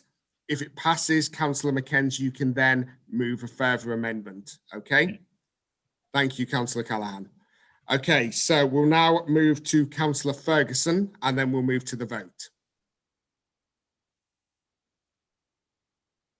I'll wind up. We can't wind up on an amendment, unfortunately. Thank you, Mr. Mayor. Unlike the Conservative group, I want to talk about town centre regeneration, and I want to start by thanking Councillor Callaghan for bringing this amendment before us this evening. It seeks to bring clarity on what we're actually voting on and discussing this evening. I want to thank the work of the Town Centre Revival Committee, as we heard so articulately by Councillor Ansell there, how open and transparent the work of the committee has been over the last 2 years. In planning for tonight's meeting, I was reflecting on my childhood in Basildon, and I must admit, when I was thinking about it, it didn't seem that long ago. Perhaps in reality, checking dates, it's a lot further back than it actually is. And I remember coming into Basildon and spending much of my childhood here, where there was things to do, places to go, people to meet, a town centre that was alive after 5 o'clock in the afternoon. And today, we don't see that. And as Councillor Ansell quite rightly said, I think it's really important that we're discussing this motion tonight on the same day that a report comes out by KPMG that highlights the vulnerabilities of our town centre and puts it incredibly vulnerable with significant job losses and it really is on its knees, and the future of our town centre really is at stake. And that's why I really want to thank the work of the Town Centre Revival Committee for bringing forward plans that are ambitious, for bringing forward plans that respond to the challenges of people within our community. The need for regeneration has never been more important than in our communities than now. The need for jobs has never been more important than for now, and the opportunity for 5,000 jobs to be created for local people to work and live in this borough is so important. The need for housing within this borough is important, and through the Basildon First Charter to make sure that the priority for that housing is local people. And the need for a youth zone and youth service support for young people within this borough is absolutely vital. Things that nobody should ever be against. Yet all I've heard at the last 12 months at every single opportunity from the Conservative group is doing down young people, doing down the opportunity, not wanting to give them the youth zone that they need and they deserve. As a youth worker, let me tell you, there has never been more important a need for youth services and a youth zone in Basildon Town Centre for our young people. Even at the licensing committee last night, a regulatory committee last night, they sought to do down the youth zone and opportunities for young people within the borough. Absolutely shameful. Like Councillor Ansell, I will take no lectures from Conservative Party members about regeneration. We see that across the borough. Now, my childhood, as I mentioned earlier on, was quite long ago. And the gap in between my childhood and now was 16 years of a Conservative administration that allowed our town centre to fail. We look across other areas in our borough, and as Councillor Harrison quite rightly articulated, in Wickford, the regeneration that hasn't happened there. The Pixie regeneration that hasn't happened, that hasn't delivered what local people wanted, that hasn't delivered the jobs that our people need. 18 months ago, we voted on a new corporate plan. And I said at that meeting that I'm proud to be part of an administration that brings back ambition and aspiration for all within our borough. And I want to publicly thank the work of Councillor Callaghan in being able to bring that forward with the town centre regeneration strategy that we see before us. that prioritises homes for local people, that prioritises jobs for our residents, that prioritises youth services, that brings a vibrant town centre back to this borough, and that means that it can exist after 5 o'clock in the evening. Mr. Mayor, that's all I have to say. But I'm proud to be part of this administration that is delivering for our residents, that's standing up for our communities and bringing what our residents need and deserve to this borough. Thank you very much, Councillor Ferguson. And final speaker, apologies, Councillor Carol Morris. You have 5 minutes. Thank you, Mr. Mayor. Yes, this meeting this evening seems to have been dogged by a lot of nastiness, perceived and actual, which I am not going to continue. But I do wonder whether the amendment rather allowed this to happen somewhat by allowing Councillor Harrison to have a pop at other councillors in Wickford. But I'm not going to make any comment on that. I'm sure the people of Wickford know how to take Councillor Harrison's comments. What I would like to say is with regards to the Basildon Town Centre redevelopment, which you are so proud of, in actual fact, the part that has already started was started by the Conservatives. I'm talking here about the cinema and that area of the town. So the criticism that we did nothing and we allowed the town centre to die on its feet is proven to be wrong in that respect, isn't it? Also, with regards to the youth zone, which we are being criticised for. Now, I would like to point out to people like Councillor Ferguson and Councillor McGurran that this is actually a reinvention of the wheel. There are already hundreds of youth groups throughout the borough that do all sorts of things with children, and it's no good Councillor Ferguson shaking his head because they exist. All these activities for people throughout the borough are local. So the youth of the borough does not have to travel to Basildon Town Centre or anywhere else that they care to put the youth zone in order to take part in all these activities. Also, the activities for youth starts at a very early age. The youth zone is not going to start until the age of 8. So there's another group of youth that is not being considered in the youth zone. And so, I do not feel that the youth zone is as great as that which you are making it out to be. What would be more suitable would be for the existing youth activities to be worked upon, perhaps to broaden what they do if you feel that there's something that they're not doing, which I would not necessarily agree with. And it would also make it a lot cheaper rather than build a new building that is in the town centre that everyone's got to travel to, which isn't a very green proposition because of all the travelling. It would be better to work with the existing youth provision. Thank you, Mr. Mayor, for letting me speak. Thank you, Councillor Morris. And on that note, we will go to the vote on the amendment that is in front of us as moved by Councillor Callaghan and seconded by Councillor Harrison. We shall start with Councillor Baggott. Do you wish to vote on behalf of the Conservative group? I think on this I can safely say I do. Okay, and how do you vote? Vote against. Against. Can we just confirm all Conservative members are present? Yes, they are, Mayor. They are. Thank you. Do any Conservative members wish to vote differently? No. Okay, we'll move on to the Labour group. Councillor Callaghan, do you wish to vote on behalf of your group? You do? Yep. Yep. Can we just confirm that the Labour group are present? Yes, they are, Mr. Mayor. Thank you. Councillor Callaghan, how do you wish to vote? In favour. In favour, thank you. Councillor Smith, do you wish to vote on behalf of your group? Yes, and we should be voting for the amendment. Thank you very much. And I can see the independents are present. Do either of you wish to vote differently? No. Councillor Harrison, do you wish to vote on behalf of your group? Yes, we vote in favour. In favour. Councillor Brockman, do you wish to vote differently? No. Okay. Councillor Blake, I believe that Councillor Hollyman has left the meeting. So it is just you.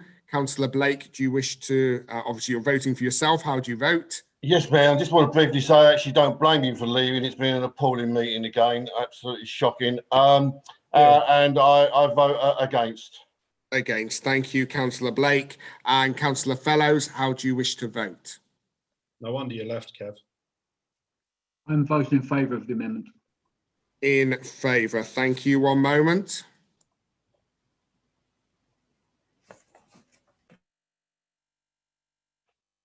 Okay. With 20 votes for and 19 votes against, the amendment is carried.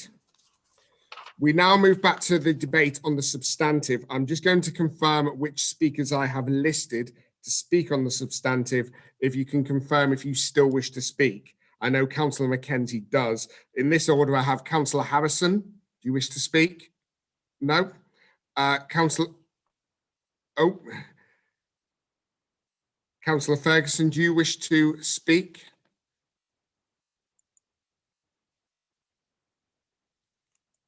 And I have Councillor Mackenzie, who we know wishes to speak. Councillor McGowan, do you still wish to speak on the substantive? Okay, I'm struggling to see members here, so I'm just gonna call you, and if you don't want to speak, you don't have to speak. So let's crack on. So, Councillor Harrison, you don't wish to speak now? At this stage on the substantive as amended? No, that's a difficult question, Mr. Mayor, because it depends who else says anything. You may wish to come back. At this point in time, if no one else speaks, only Councillor Callaghan can wind up. We don't know what Councillor Mackenzie or anybody else is going to say. Okay. Yeah. Okay, thank you. You have indicated to speak, though, and I'm taking members in order, so I have to ask you if you wish to speak now or not. Okay, no. No. Okay, thanks, Councillor Harrison. Councillor Ferguson, do you wish to speak on the substantive as amended? No, Mr. Mayor. No. Okay, Councillor Mackenzie, I shall come to you, and I know that you wish to speak and move an amendment. So just to confirm, the amendment has been circulated to all members. Yeah. Okay. Can I ask group leaders, would you like a short adjournment to discuss this amendment? Group leaders. Councillor Baggott, it's your amendment. Why would you like an adjournment? It's your group's amendment. If we can just unmute. Well, Mr. Mayor, don't ask group leaders if they want an amendment if you're then going to tell them they can't have one. Okay, so you'd like an amendment to discuss. We'd like an adjournment to discuss the amendment. Adjournment to discuss the amendment. Okay. Councillor Baggott, I will grant you that. I'll give members 5 minutes back here at 23:01. We'll adjourn till 23:01.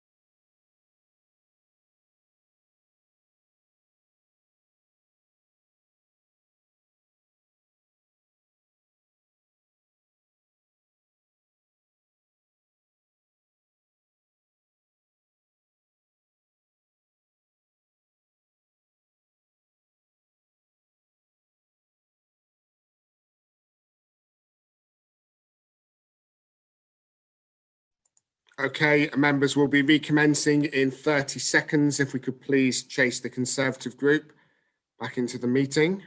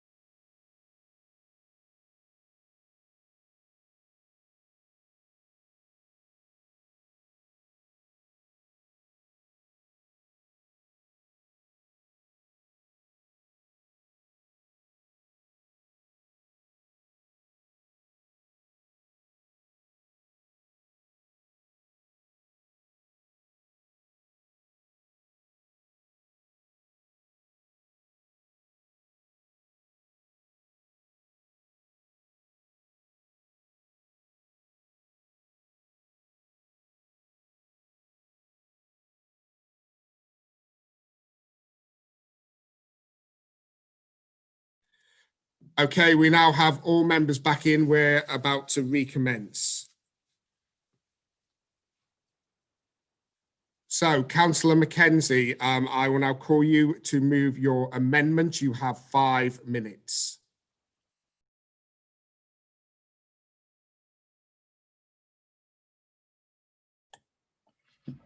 Yes, I think I've covered most of the points I wanted to raise when I originally moved it in the previous section. But I think one of the key points is actually we want it debated at full council. We don't just want this as a chairman's update. We want all members to have a role. Mainly, we're disappointed in not going to a scrutiny committee. That would be our preference. We think it would be better and more transparent, but I think we might have to settle for just going to council. I don't agree with it, but I move the amendment. Thank you, Councillor Mackenzie. And who's your seconder, please? Councillor Rimmer. Councillor Rimmer, you have 5 minutes to second the motion. Thank you, Mr. Mayor. I think obviously this isn't ideal how it would leave the substantive, the amendment of the amendment, but we think it would improve the administration's amendment to our motion, because at least it would allow full council to actually discuss and scrutinise and debate on this. And we plead in the name of democracy, in the name of the residents of Basildon, that members reach across the aisles and accept this amendment in the spirit that it is made. One of seeking harmony and one of actually seeking to reassure the people of Basildon that we're taking their concerns absolutely 100% seriously about the town centre they live in, they love and work in and use. Thank you very much. Thank you, Councillor Rimmer. Councillor Callaghan has moved that the question be put. Councillor Callaghan, do you have a seconder? Councillor Harrison. Okay, so we shall now go to the vote on the question being put. Councillor Baggott, would you like to vote on behalf of your group? I would, and I vote against. Against, thank you very much. And do we have any members of the Conservative group that would like to vote differently? Let's just confirm they're all here first, if they can all turn the cameras on.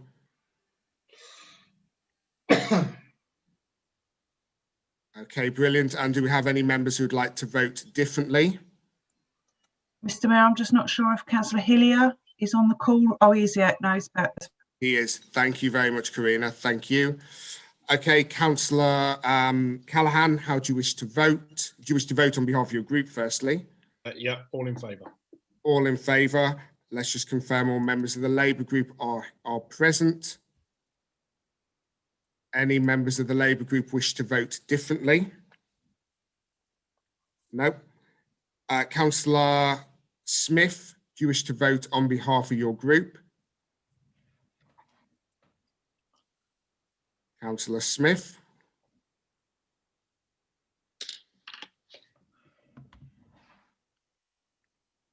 Councillor Smith, are you there, Councillor Smith? Okay, I'll come back to the independents in a moment. I'm not sure what's happening with Councillor Smith. Councillor Harrison, do you wish to vote on behalf of your group? For myself, in favour. In favour. And Councillor Brockman, how do you wish to vote? In favour. In favour. Thank you. Councillor Blake, how do you wish to vote? Oh. Mr. Mayor. I'll come back to you, Councillor Smith. Councillor Blake, how do you wish to vote? Against. There's been no debate on this. Against, okay. And Councillor Fellows, how do you wish to vote?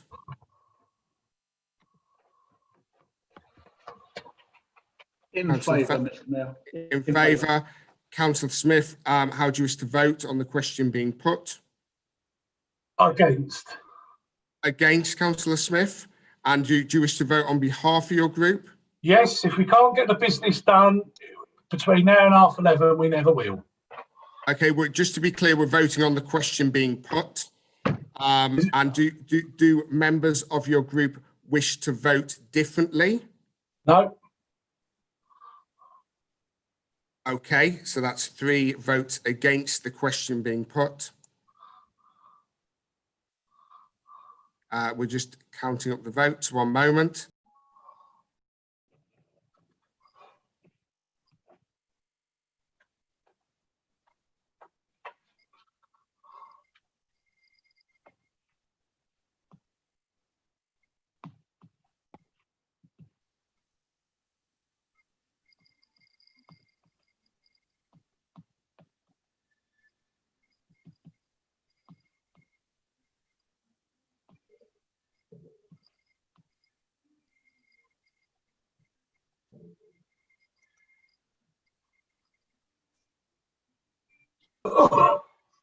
Okay, with 22 votes against and 18 votes for, the request for the question to be put has been lost. Therefore, we'll now move to debate on the amendment. If you wish to speak on the amendment, please indicate in the chat.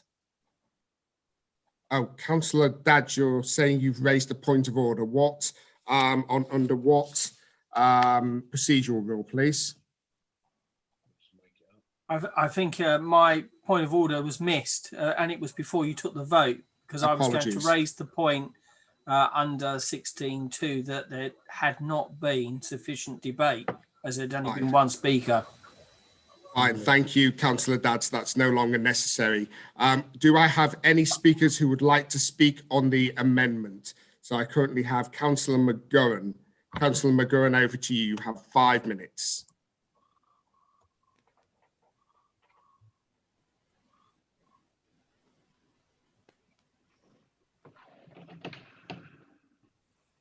Apologies, I've decided I don't want to speak.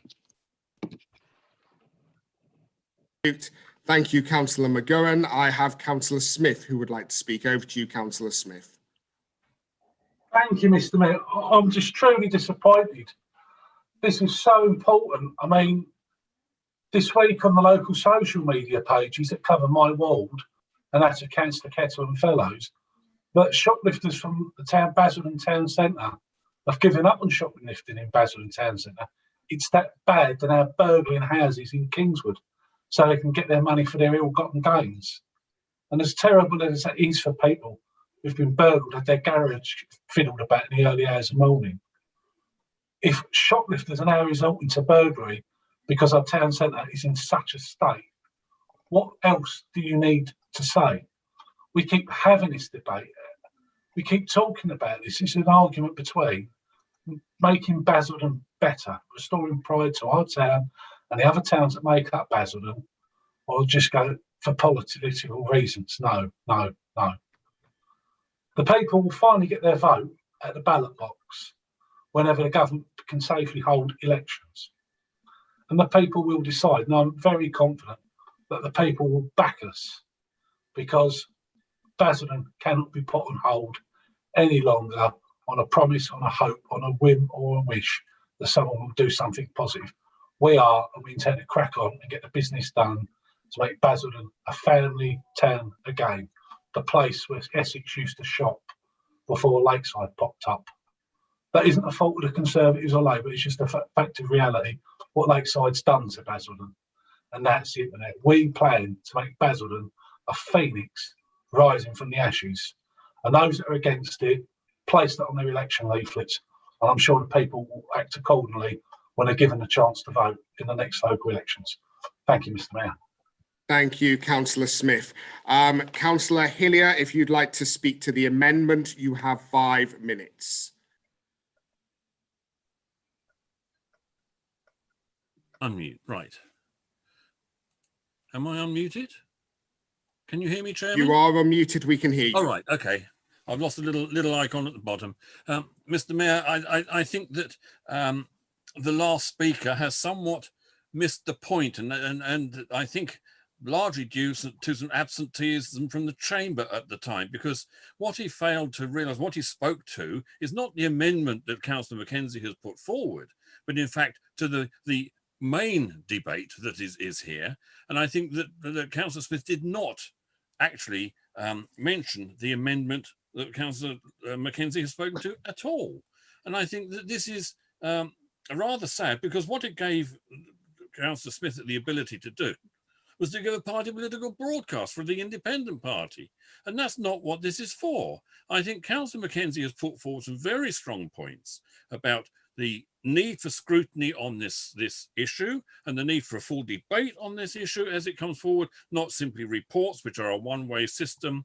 And I think that there is some merit in what Councillor Mackenzie has put forward, and I will support him in this. And I think that it's a great shame that Councillor Smith decided to absent himself as an important part of the debate. Thank you.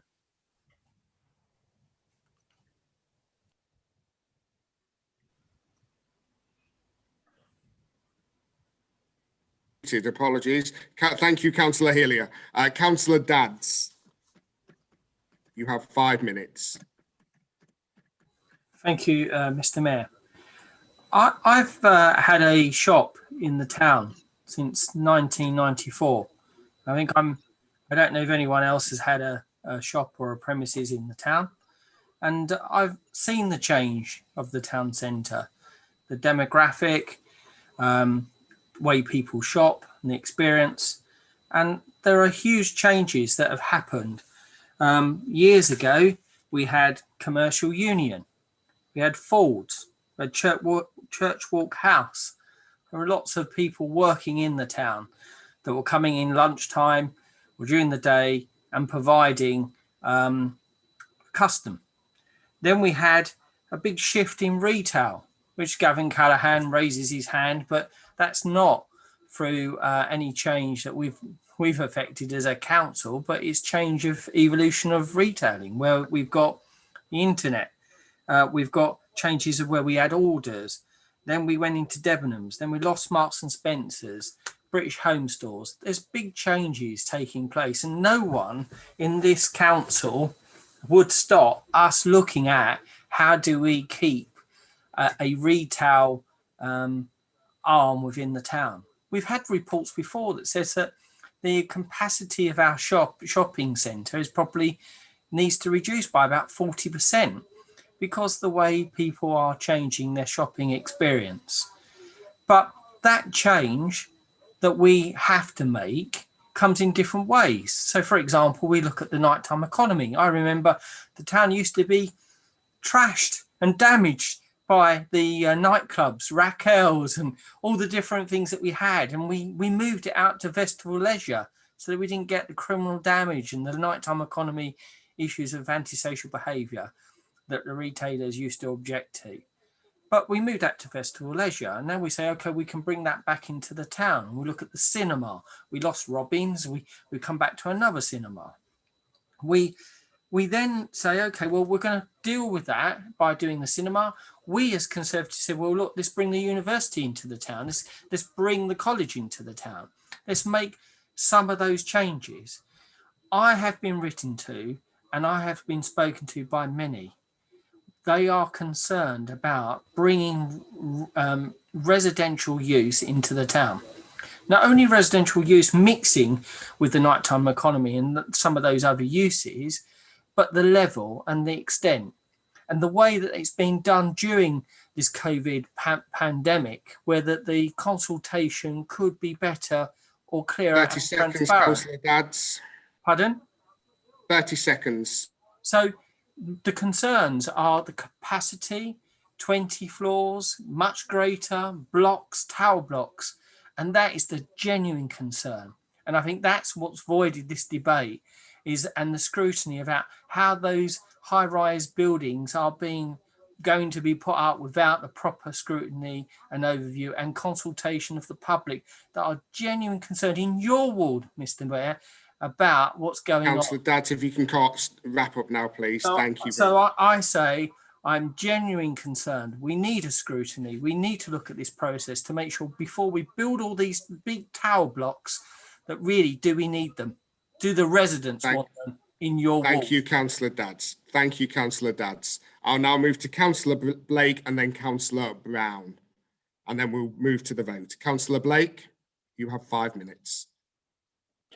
Thank you, Mayor. It won't take 5 minutes. You know me, it's a lot quicker than that. What I would say, I didn't intend to speak at all tonight, but I don't have an issue with this amendment at all. But I just want to clarify something here and put perspective on it, and rather than scaremongering. I get on extremely well with Kerry Smith, and I always will do, hopefully. But I will not have him say that the people, the shops in Basildon Town Centre, the shoplifters are no longer going in there, that they're going on to burgle houses. One house being burgled is one house too many. Absolutely agree. But you can't. There's no substance in that comment at all, to be absolutely frank. And if the actual fact is, you're actually finding the crime rate in Basildon at the moment, and it could be due to coronavirus. I'm not saying it's not. It's considerably down to what it has been in the past.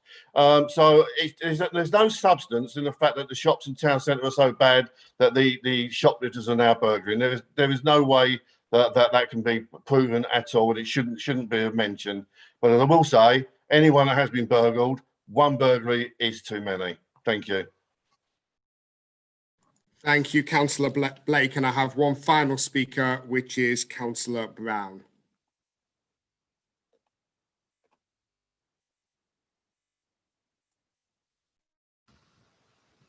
Yeah, thank you. Sorry, I'm just having a few IT issues, so hopefully you'll bear with me as I try and ensure that this works. I can't possibly support this amendment, and nor should anybody else in this council who has participated over the last 18 months with the scrutiny that has taken place. I think it's vitally important that we recognise the scrutiny that has taken place in order to ensure that maximum security, that scrutiny, member oversight and public confidence in the regeneration projects across this borough. The Alliance set up the Town Centre Revival Committee. This has met 8 times in the last 18 months. All of these meetings have been broadcasted live. on the council's YouTube and webcasting sites, so that the public can see exactly what we plan to do, exactly the way in which members of that committee have scrutinised it. Other members of this council who are not members of that committee have been invited to attend. Group leaders could attend. Cross-party groups and members have been able to attend, ask questions, and those reports have been there for all to see. This idea that no scrutiny has taken place completely undermines the work of that committee and undermines the work of all councillors who have been involved. Over the summer, councillors, you know that there were 5 scrutiny workshops that all 42 members of this council were able to attend, and that were able to ask questions and scrutinise in the place of officers and other stakeholders within the town centre. So this idea that this amendment to our amendment states that no scrutiny has taken place and that in some way this has been done in an underhand way, and refuses to accept and refuses to acknowledge the work that has been gone on, is just ludicrous. And therefore there is no way that any councillor could support this amendment. Thank you, Mr. Mayor. Thank you, Councillor Brown. And on that note, we shall just mute you. There we go. On that note, we shall now move to the vote. So let's start with the Conservative group. Councillor Baggott, would you like to vote on behalf of your group? I will. And how would you vote for? Thank you, Councillor Baggott. Are all Conservative members present? Please turn your cameras on. Thank you. And would any Conservative members like to vote differently? Councillor Moore, Councillor Turner, if you could just turn your cameras on quickly, please, to confirm you're there. Thank you, Councillor Moore. Councillor Turner, thank you very much. Councillor Callaghan, would you like to vote on behalf of the Labour group? Yeah, we're voting against. Against, and if all Labour members can turn the cameras on.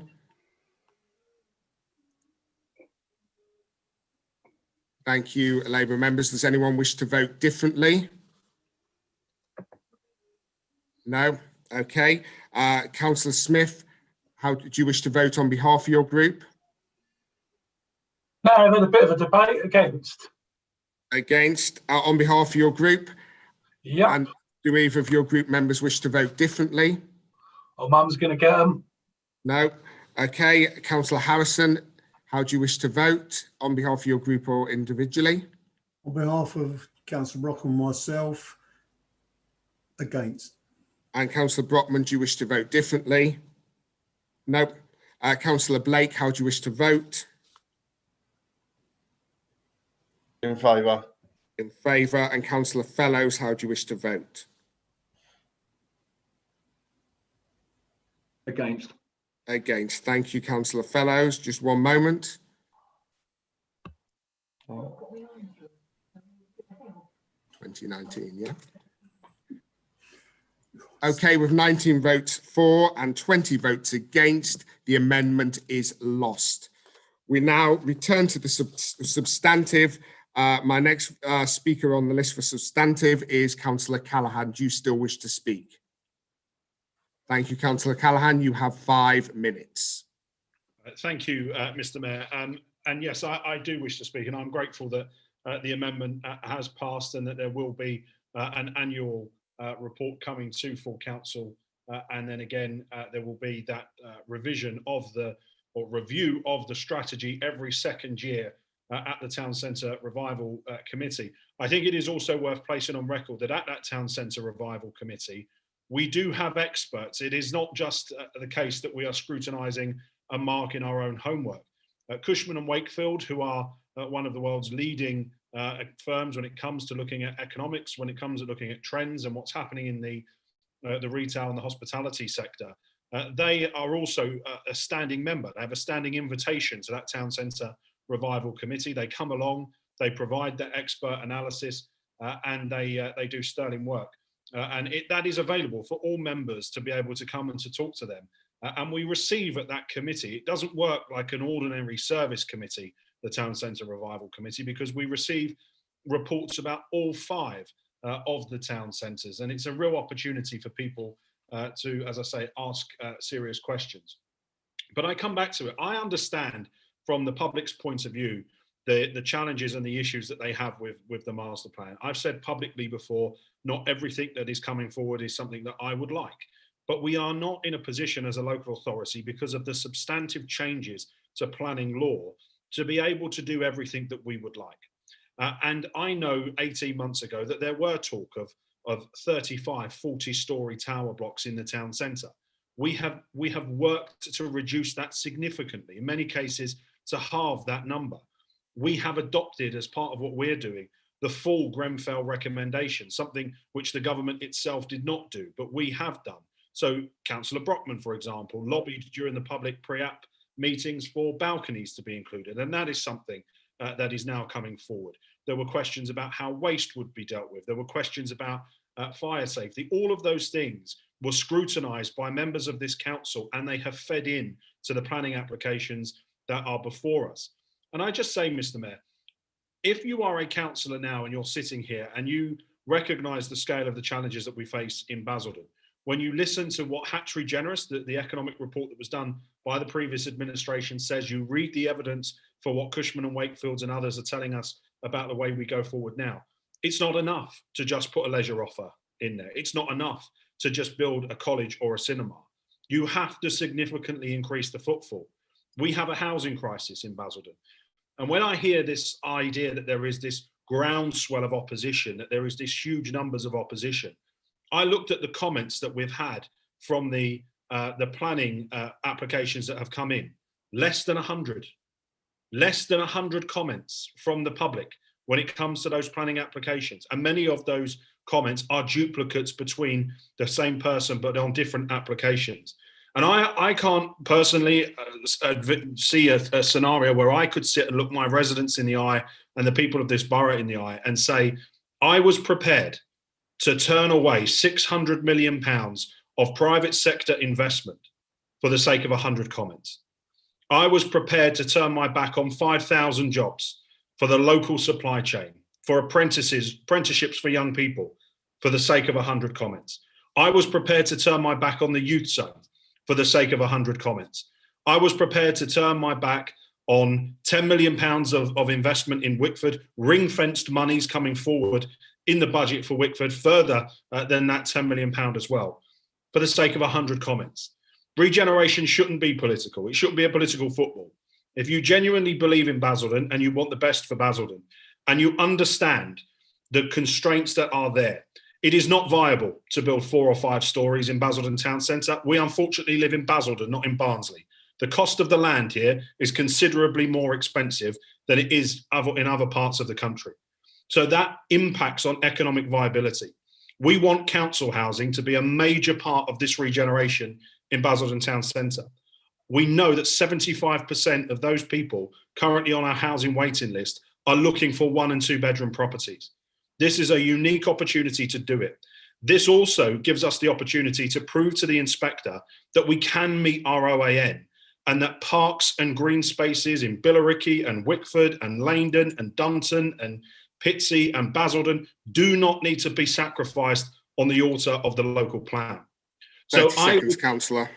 I would urge people, members from all over this, do not turn your back on this historic moment for Basildon, on the opportunity to get real investment over the line. We are literally weeks away from tier 1 investors putting £600 million into Basildon town centre. And if all you want to do is come here and raise points of order and argue about standing orders, I understand why. You have not a single alternative to put forward, and a single alternative to promote. But members, tonight we have passed a meaningful resolution, not the ambiguous, vague one that was before us. It has been worth calling an extraordinary council meeting to do it. This is a big moment for Basildon, and I hope that all 42 members, when they leave this meeting tonight and they reflect on what it means for our borough and the weeks and months ahead, that you'll get behind it and you'll believe in this borough. Thank you, Mr. Mayor. Thank you, Councillor Callaghan. Perfect timing. I was just about to wind you up. Thank you very much. Okay, we've now hit the guillotine, so I'm now going to call on Councillor Baggott. As the mover of the original motion, he has the right to wind up. Councillor Baggott, you have 5 minutes to wind up. Thank you, Mr. Mayor. And I've got to say, what a sad state of affairs it is for Basildon Council this evening. I started off the motion with a very, very simple request. It was that there is nobody here that could possibly have misunderstood the purpose of what this meeting was about. It was to reassure the public and reassure members that both the processes involved in the consultation and the probity involved in the putting together of £6 million deals and huge amounts of was all above order, as benefits the reputation of the council. And I even ended saying, who, if everything is fine, would object to a reasonable scrutiny? Well, we know the answer to that now, and the public know the answer to that now. Councillor Callaghan continued what is his style of having a no debate, no transparency council full of misinformation, untruths and half-truths. He says that he wasn't going to act on 100 comments. And yet when you've got the Your Place strategy, he based the entire future and corporate plan on Your Place on less than 100 comments. So how he can actually square that circle is beyond me. Councillor Harrison, Ferguson, Ansell, well, they took trips down memory lanes and reminded us what it was like in 14 years ago plus, and it was all very interesting, but actually nothing at all to do with today. Councillor McGurran took us on a tour, which was a very nice tour. It showed a cinema, which we did. It showed a regenerated Langdon, which we did when it had stalled. We came into administration, and under the very capable Councillor Headley, we got it unstalled and moving. We reinvigorated the regeneration at the time of the town centre, which had also stalled because somehow the administration in 18 months couldn't find a tap or something that was needed to be done. Councillor Smith, again, missed the point of the debate because it wasn't about being for or against the plan.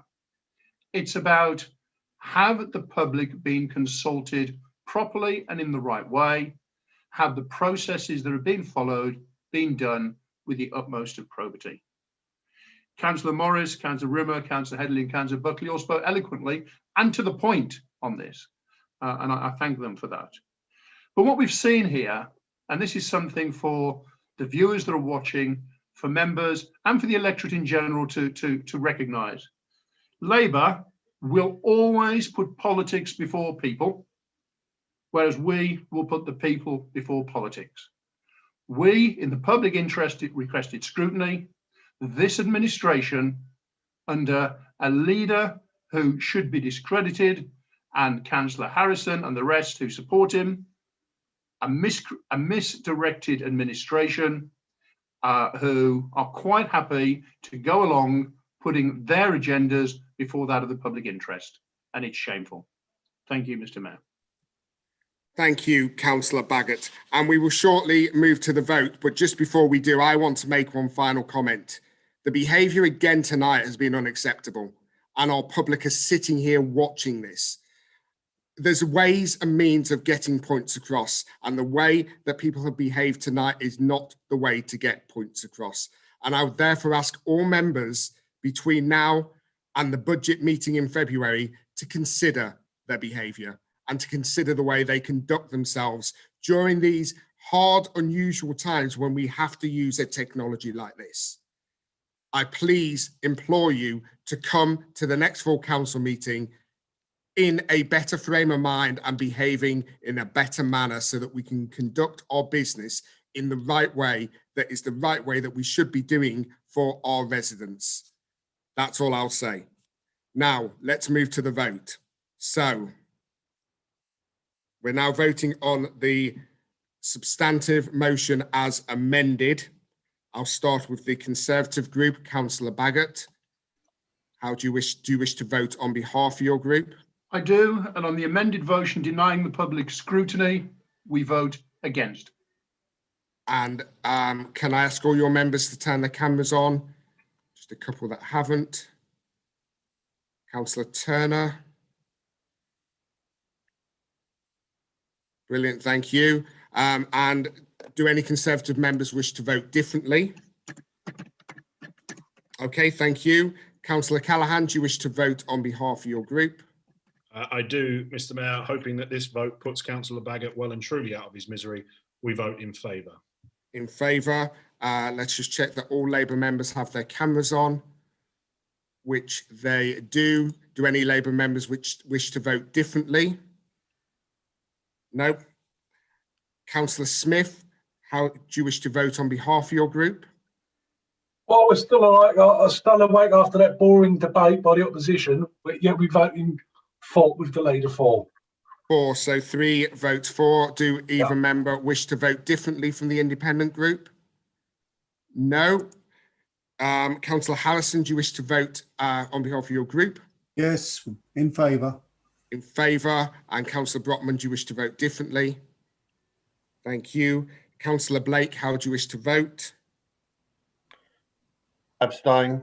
Abstain. Thank you, Councillor Blake. And Councillor Fellows, how do you wish to vote? In favour. In favour. Thank you, Councillor Fellows. One moment, please.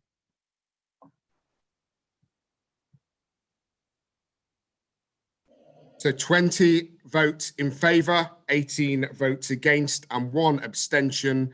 The motion as amended is carried. There are no emergency motions, so that brings our meeting to a close this evening. Thank you, members, and have a